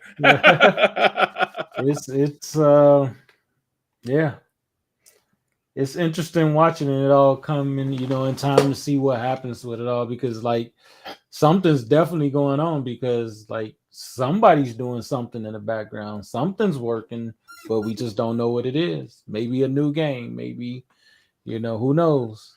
It's just 343 needs competition with the same product. That's what made Call of Duty. That's what made Call of Duty a little bit competitive among its own company. Literally, they looked at the sales. 2 companies working on it. You had 3 companies. You had Sledgehammer, Infinity Ward, and Treyarch. I thought Treyarch was a publishing. No, Treyarch is a developer under Activision. So Treyarch did the ones Black Ops. So they're the Black Ops guys. Treyarch, so Sledgehammer did that one with the jetpack, and then they did a couple different ones. No, Infinity Ward did Modern Warfare 1. I know one of them took a break, didn't they? So there's 3 studios. So Infinity Ward actually made Call of Duty what it is. Like, that's the origin studio for the Call of Duty series. And then they did Call of Duty on all the ones, and then and so Treyarch did those other weird ones, Big Red 1, and all those obscure titles. They did a lot of random work. They were the second studio. And then Sledgehammer was the third studio that did certain games. Yeah, they did. I got the wiki list here. Sledge did Advanced Warfare, World of War II, and Vanguard. So Sledgehammer has been making the bad Call of Duties, from what it seems like. Hey, but at the end of the day, there's still a third company that's made. They didn't make the award-winning Call of Duties, but they made a product in between while the other teams worked on the higher tier products. Yeah. So that's what it comes down to. I mean, I'm pretty sure we're about to get a Black Ops remake from an Infinity Ward, from Treyarch. But Treyarch made some. The war for Call of Duty was Infinity Ward versus Treyarch. Like that was the biggest beef of Call of Duties, was those two. So I think that's what needs to happen. Like, I need some competition, because y'all complacent. Y'all sitting in the office drinking Kool-Aid every morning, drinking y'all lattes. What we're going to do about Halo? Because Rocky stats. He's still playing our beloved game. Pops is playing our beloved game. And we hear the community. Kids care only about Fortnite and Roblox. That's true. Say hi to Alex out there. Thanks for tuning in, Alex. Appreciate you. Hi. Yeah. Kids do love Roblox. And that, once again, that's a social experience. Roblox is a weird game too. I don't like Roblox. I Did you hate hear somebody Roblox. was saying that having kids make their own game is on Roblox considered child labor? Really? Yeah, Wow, that's I interesting. don't know. And then I think the CEO responded with, I don't know. He said something about it being cool that he could be a kid in those areas in like third world countries on a laptop, make a game and make money. I mean, it's true though, because I know some people in the Philippines that play Roblox. They making money playing that game. It's a metaverse though. That's a different era of gaming though, like that metaverse social experience. But once again, that's what I'm talking about. How is it that a game like Roblox was able to take the youth of the world? They have all the kids currently. And then I'm starting to see some teenagers starting to get out of that genre because they're growing up. I know some new 14-year-olds that I seen as kids. They starting to grow out of that. But You're like I Call feel of like Duty. I feel like you have to be able to create a product to get that kid out of the Roblox universe into something new. Yeah, Yeah, because I or mean, just taste just change as people I age. mean, how and how do you get that customer out of that product into another universe? Very like you got to do it on a massive scale. Yeah, which is crazy. Black Ops is Treyarch, Black Ops 2 Treyarch, Black Ops Call of Duty 3 Treyarch. So yeah, that's the difference. Studios. Nice. It's gonna we're gonna have a lot more to talk about on upcoming episodes with all this stuff is coming together, man. It's Yeah, crazy it because definitely is. like I mean, we yeah, didn't even have much to talk about today. I mean it's the thing is it's always something to talk about because there's always technically something going on behind the scenes that we'll know in time. Like we can talk about what we speculate, but you're talking about whole studios of hundreds of people with or thousands of people with millions, maybe even billions of dollars to throw at stuff. So it's gonna get really interesting because it's like we start off talking about how much is out there and it's like over, everybody's fighting for these spots, but I mean like it's gonna be interesting to see what happens. That's all I can say because I mean, it's really and I weird. can't wait till the game week. I mean, we're gonna get a lot of news. What is it, April? Between I think the end of May. May, June, like is usually when E3 news and leaks start to happen. So Yeah. this is typically like the slow season for gaming I mean, news in general. by the time our next podcast come out, we do every 2 weeks. We're gonna have some interesting news coming out in May. So, see, the next one is April 1st. So maybe there should be something, but I think the next is April 1st. The next podcast is May 1st. Is it May 1st? Oh yeah. Yeah. Okay. But I think around May 15th, which would be the second podcast of the month, I think we have a lot between May 15th and May 29th. I think there's going to be a lot of news in between. Would it be rumors in the beginning of May? That's what we are excited about. Like to see. Yeah, because the marketing material and the different things are getting leaked out, or I was at the movies the other day and I saw they're remaking Crow, and I'm excited for that. I mean, all Crow? this, the old Crow movie with Brandon Lee, with Bruce Lee's son died in. They're remaking. Is it called The Crow? Yeah, The Crow. Oh, The Crow. Let me see. The Crow. Or The Crow, yeah, Crow or The Crow. I think it's called The Crow. Yeah, The Crow. With Johnny Depp? The Crow. No, The Crow. CROW.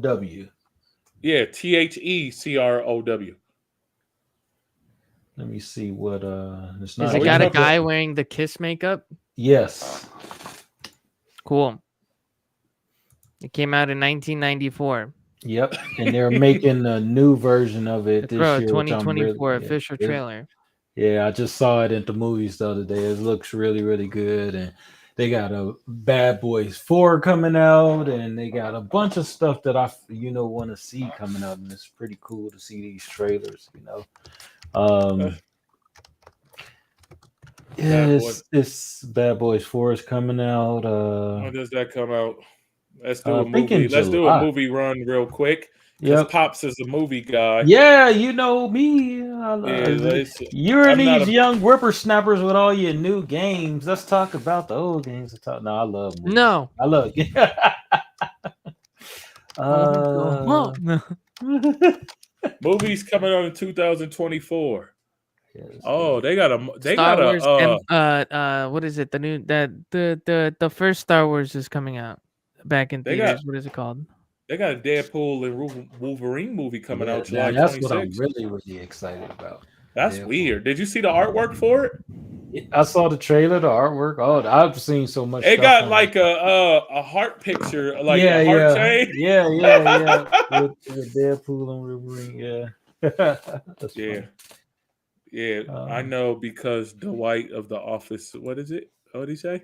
I know The Crow because Dwight from The Office is favorite movie. Oh, from the show. I never seen The Office. You seen The Office before? I heard I it was have a not. funny show. It's good. I It's have a good not show. You watched should it. watch I it. need to watch it. He I've said, "I know The always- Crow because." If you like The Office, you should watch Parks and Recreation. That show's really good. So we got let's do a movie run real quick. We got Civil War, Deadpool and Wolverine. I watched Civil War. It's out already. Okay, well, I'm just looking at the Google search. Okay. Florix Deluxe, Venom and the Last Dance, Mufasa the Lion King. I don't know what that's about. Planet of the Apes. That's Mufasa Lion King is like a prequel, I think.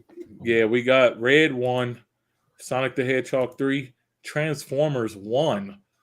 Oh yeah, the Transformers 1 or whatever. I don't know if it's like the old Transformers, but I heard that was going to theaters. But Transformers and G.I. Joe are doing a crossover for the next movie. Really? Yeah. Okay. So if you watch Transformers, the one that came out recently, it ends with them hinting at G.I. Joe. And I was But like, why? this is lame. But this movie comes out September 13th, 2024. It says Optimus Prime and Megatron go from brothers to armed sworn enemies in their home planet, Cybertron. Where did G.I. Joes come in through Link me. I'm just reading the wiki. Like I'm reading the movie. Me. Oh, okay. Like how you get Cybertron with G.I. Joes? Like, come on, bro. There's a new Mad Max coming out. There's a new Sonic the Hedgehog coming out, which is Sonic 3. There's Despicable Me 4, Deadpool. Right. I know what you want to see this summer. Your favorite ride at Universal, Twister. Yeah, this is the one that supposedly remake is the thing. I forgot about it. Joker coming out with Lady Gaga, so that's gonna be cool. The Office surged around 2020. I did remember seeing that. Oh, they got a Borderlands. A Craven movie is coming out. That's a Spider-Man villain. They got Borderlands coming out August 9th, 2024. That's a game movie. Gladiator 2. Yeah, you said Craven. Bring Twister back to Universal. Oh, that ride ain't there no more? I didn't even know that. No, it's not. You didn't know that? I ain't been to Universal in some time, man. I thought that's why you said it. No. I had no idea till it was in there. There's a new King Kong movie, Godzilla X King Kong, the new Empire. Planet of the Apes. They bringing Garfield back, bro. May 24th. Yeah. The Spider-Verse coming out, right? To Beyond. That got pushed back. I don't know when that comes out. Yeah. I didn't know that got pushed back. Yeah, they got pushed back. It was supposed to come out in this month, I think. Yeah, I don't know It when should be that still coming out this year, right? Bless you, Scourge. Thank you. Yeah, I don't know. Despicable Me. Bless you, chat. Yeah, 4. Yeah. Yeah, The Crow. There's a lot of movies coming out this year. Yeah, it's because that strike was happening. It slowed a lot of stuff down. Inside and Out 2 is coming out this year. That's crazy. Man, it's a good year to get you a movie subscription. Beetlejuice is coming out again. Yeah, this year. The new Beetlejuice. I want to see Mickey Mousetrap, the scary movie. I want to see them turn that boy Mickey into a scary character. That's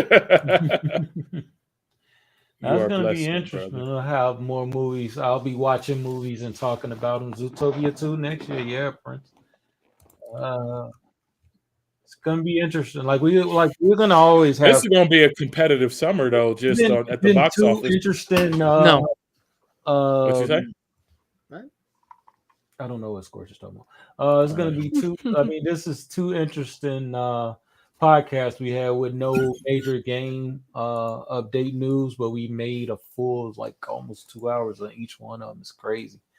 Like to get so much content out of just talking about and searching the internet, you know. I wonder. I'm not sure if you allowed to search the internet without copyright strikes. I'm gonna have to read up on it. Yeah, I could create. I mean, we can still do it. We're doing it now, but I mean, it's cool. I mean, but I don't want to broadcast like right. It's just music. I've seen people get hit with copyright strikes too, so for certain things. So I just gotta be careful. We're just doing it just by doing what we're doing, so it's cool. Yeah, I'm not worried about it. So I know you can't watch trailers either, like rebroadcast trailers. Right. Yeah, so that sucks. You can't watch trailers for movies and stuff? You're not supposed to watch them and you're rebroadcasting them on a live.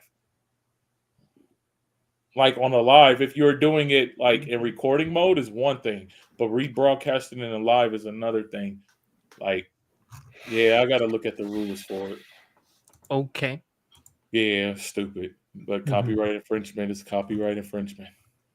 What is the Thunderbolts? Is this a Marvel movie? Yeah. That's an upgrade for my bowcaster? No.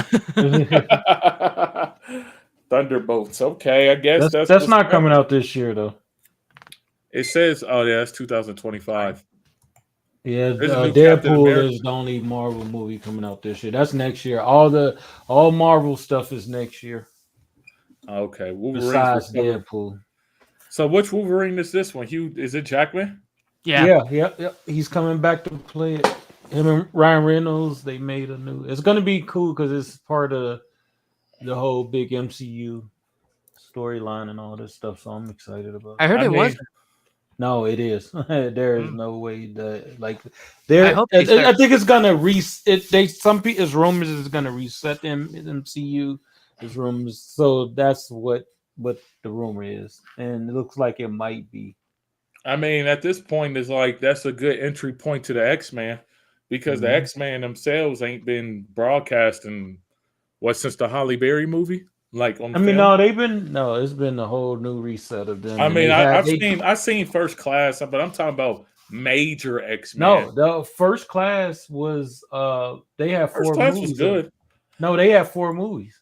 I know they had the Rise of Apocalypse, but I'm talking about from it. But I'm talking about just as a whole, like when it came to the popularity and notoriety and sales, I think the first 2 X-Men movies is what made the bulk of the money.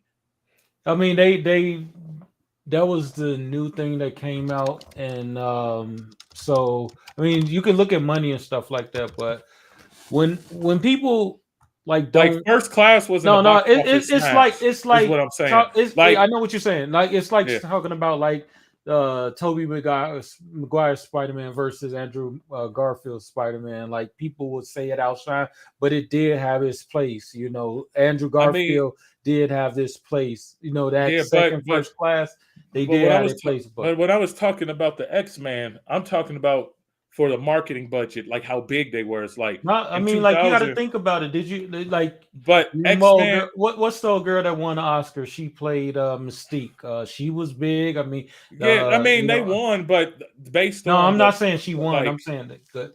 But I'm just basing it off the film itself, like the film, right? So the X-Men Days of Future Past, like after the X-Men movies, like after X-Men Last Stand, so X-Men 1, 2, 3. Last Stand, we went into like the Wolverine origins, and then we had the Wolverine movie that leaked, right? With the green screen. But X-Men Future Days of the Past and X-Men Apocalypse, those weren't like marketed heavy, is what I'm saying. Like I'm talking about where you had a Pepsi cup at the movie theater. Like we're talking about the marketing push behind the first X-Men movie had a huge marketing push behind it. Right. That's what I'm talking about. Like, and then this new Deadpool movie is bringing that into the MCU because the X-Men, all those X-Men movies, I'm pretty sure they're going to bring those X-Men movies into the MCU somehow, the way they're going to write them, because Dark Phoenix and Dark Phoenix was terrible. Did you see it?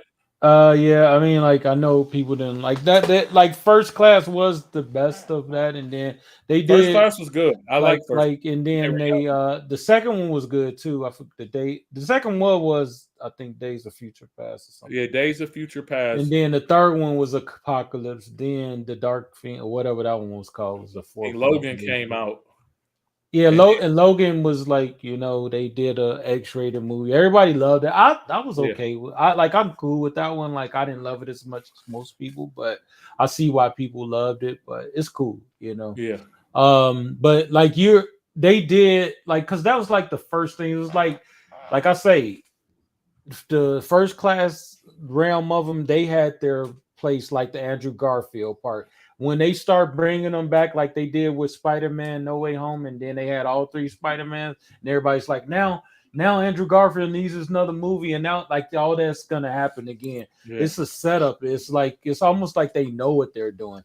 They'll I pump think out this that's stuff, more and nostalgia. then yeah, exactly. So they know how to bring it back. So like that's what's gonna. I mean, they're happen gonna in make the old movies profitable again. Exactly.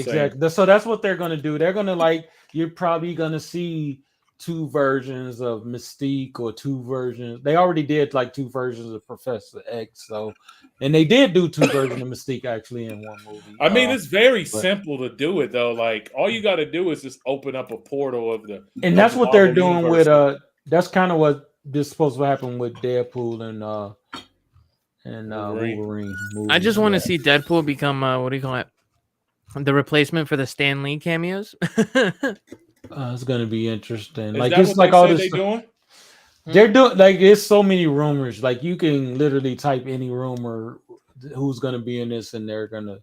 Well, I mean, I do like the Stan Lee cameos because I always looked forward to the Stan Lee cameos back then. Right. Like when is he gonna appear and what role he's gonna play? Like the last cameo Stan Lee actually played was in Into the Spider-Verse before he died. Right. Yeah, replace it with Deadpool. It'd be great. Deadpool just chilling on the street, and then he just makes some one-liner, like all this ruckus at 7 a.m. Yeah, I mean, definitely Deadpool could be the new cameo guy, but you just never. I mean, know. it is. It kind of like it. They're using that. That's why they're only making one movie this year. It's supposed to reset the MCU possibly.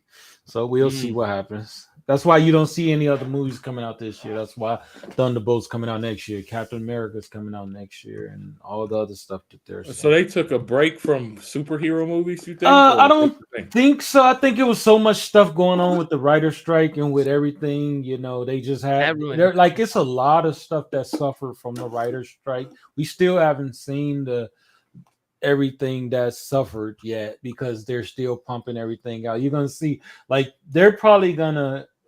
Deadpool and Wolverine may get good reviews, but and this Mad Max may get good reviews because it looks good. Sonic was in development before, but it's a lot of stuff that's gonna be like mad because of the writer's strike, man. Like, it did what it did, and hopefully they're paying everybody what they. It's weird to say that, but like because all this digital money and people say they can't get paid, and even with what's happening with the to go into a whole nother level, the NBA and WNBA, what they're getting. Like all this stuff is crazy because it's like all this digital money we're talking about, and but you got to make it mean something somehow, I guess. I mean, the thing is, the way that it works when a movie or something, they base it off budget state they set. Yeah. I mean, the first thing they do is set a budget for a film before the film even get written. Right. And that's including like payroll, graphic designers, everything is set. And if it goes out of that budget, then there's some problems. The same thing when we started this whole conversation. Back to the games, it's all the same, man. Like it's problems with money versus time and not being able to put out a quality product because the bottom line is the number. And it's cool. Like I like profits and stuff like that. We're talking about that, but you have to invest sometimes to get the result you want, and that's the weirdest thing. Like you can't just like, for instance, like what's that game called? Cyberpunk. That's the definition of some greedy shareholder that wanted his money early, and look what happened. the game flopped in the beginning, and it had to be repaired because he was so impatient or whoever. Y'all released the incomplete product because you didn't want to worry about develop times. Mm-hmm. And literally your game came out broken because I think the game was going over budget too, and like the investor wanted his money. Like, you thought you could just sell a broken product to a game base, and the people, I got Cyberpunk still sitting on my PlayStation. I never even played it. I never played Cyberpunk. I got to the character creation screen, and that was it. And then it's because it was just like it was unplayable at the time when I got it. Right. But I still own it. But it was just like I could have got a refund for it, but I was like, I don't really refund games like that. But still, it still sucked. But that's exactly the kind of stuff that these business people, they be messing up products because you got to understand that the craft, it has to be cooked in the oven sometimes. Yeah. And that's why we're gonna have so much to talk about, man. Because but like, I don't understand why they let certain people cook in the oven. Like, if it was who's the Titanic guy? James Cameron. If James Cameron comes out with a movie, they're gonna let him cook. If James Cameron asks for a little bit of more money, they're gonna give it to him. Right.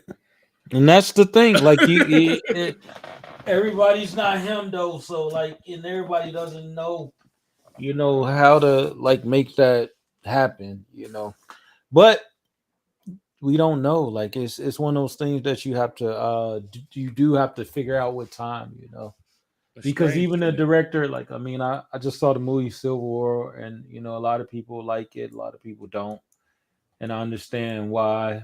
It's actually a great writer who wrote it, and I feel it was missing some stuff, but that's just is what it is. So I mean, is I think the strike and all that stuff had a lot to do with messing certain things up, but we'll see what happens in the future now that the strike is over, and we got to get through a lot of mess that they just throw out there though. So we'll see.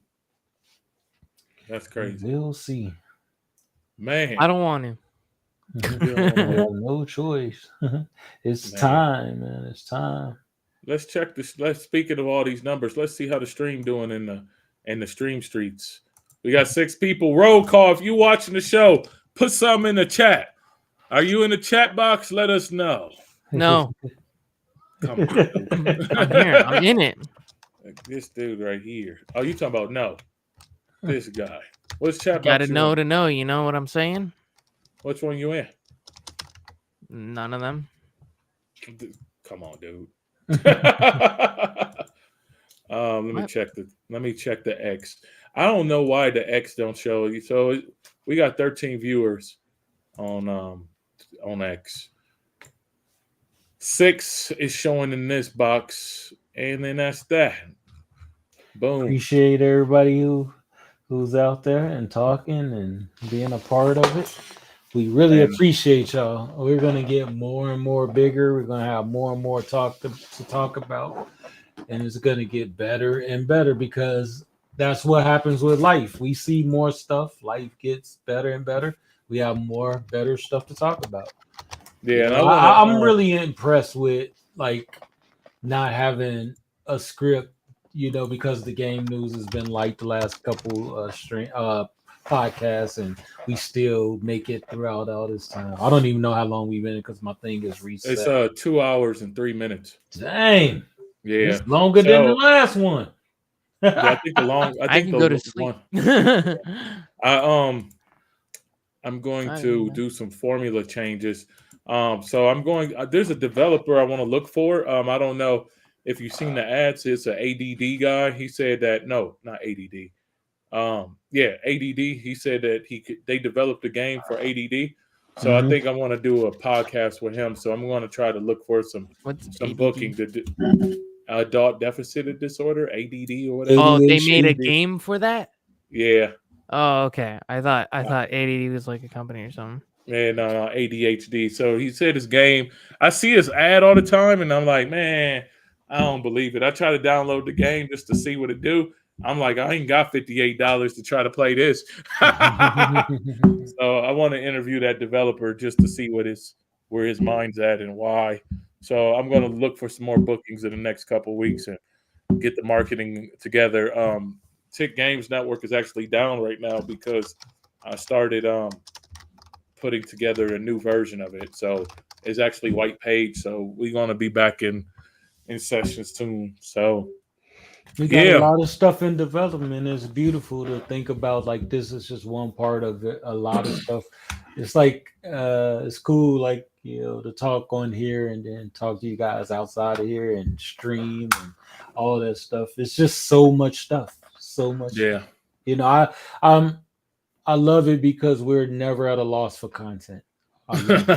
Seriously, man. It was a rough run today. I was just I was feeling, I'm hungry. I was like, oh, I don't want to do it today. Right. I think we all came in sleepy today, but I mean, it worked out. I mean, not even just that type of content, just in general, man.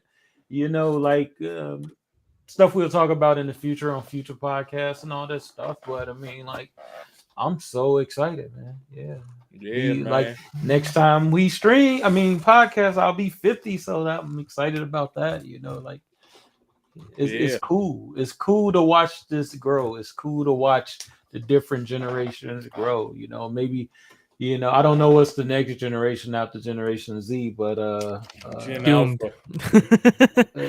It's Gen Alpha.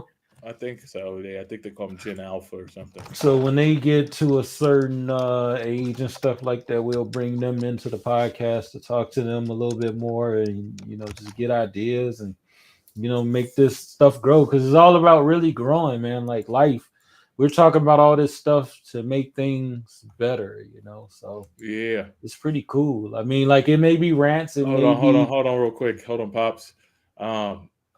Last thoughts. Pops, continue. We gonna wrap this joint up. Yeah. I'm last thought. That's what I need. My little buzzer clocks. Oh yeah. I know what you was doing.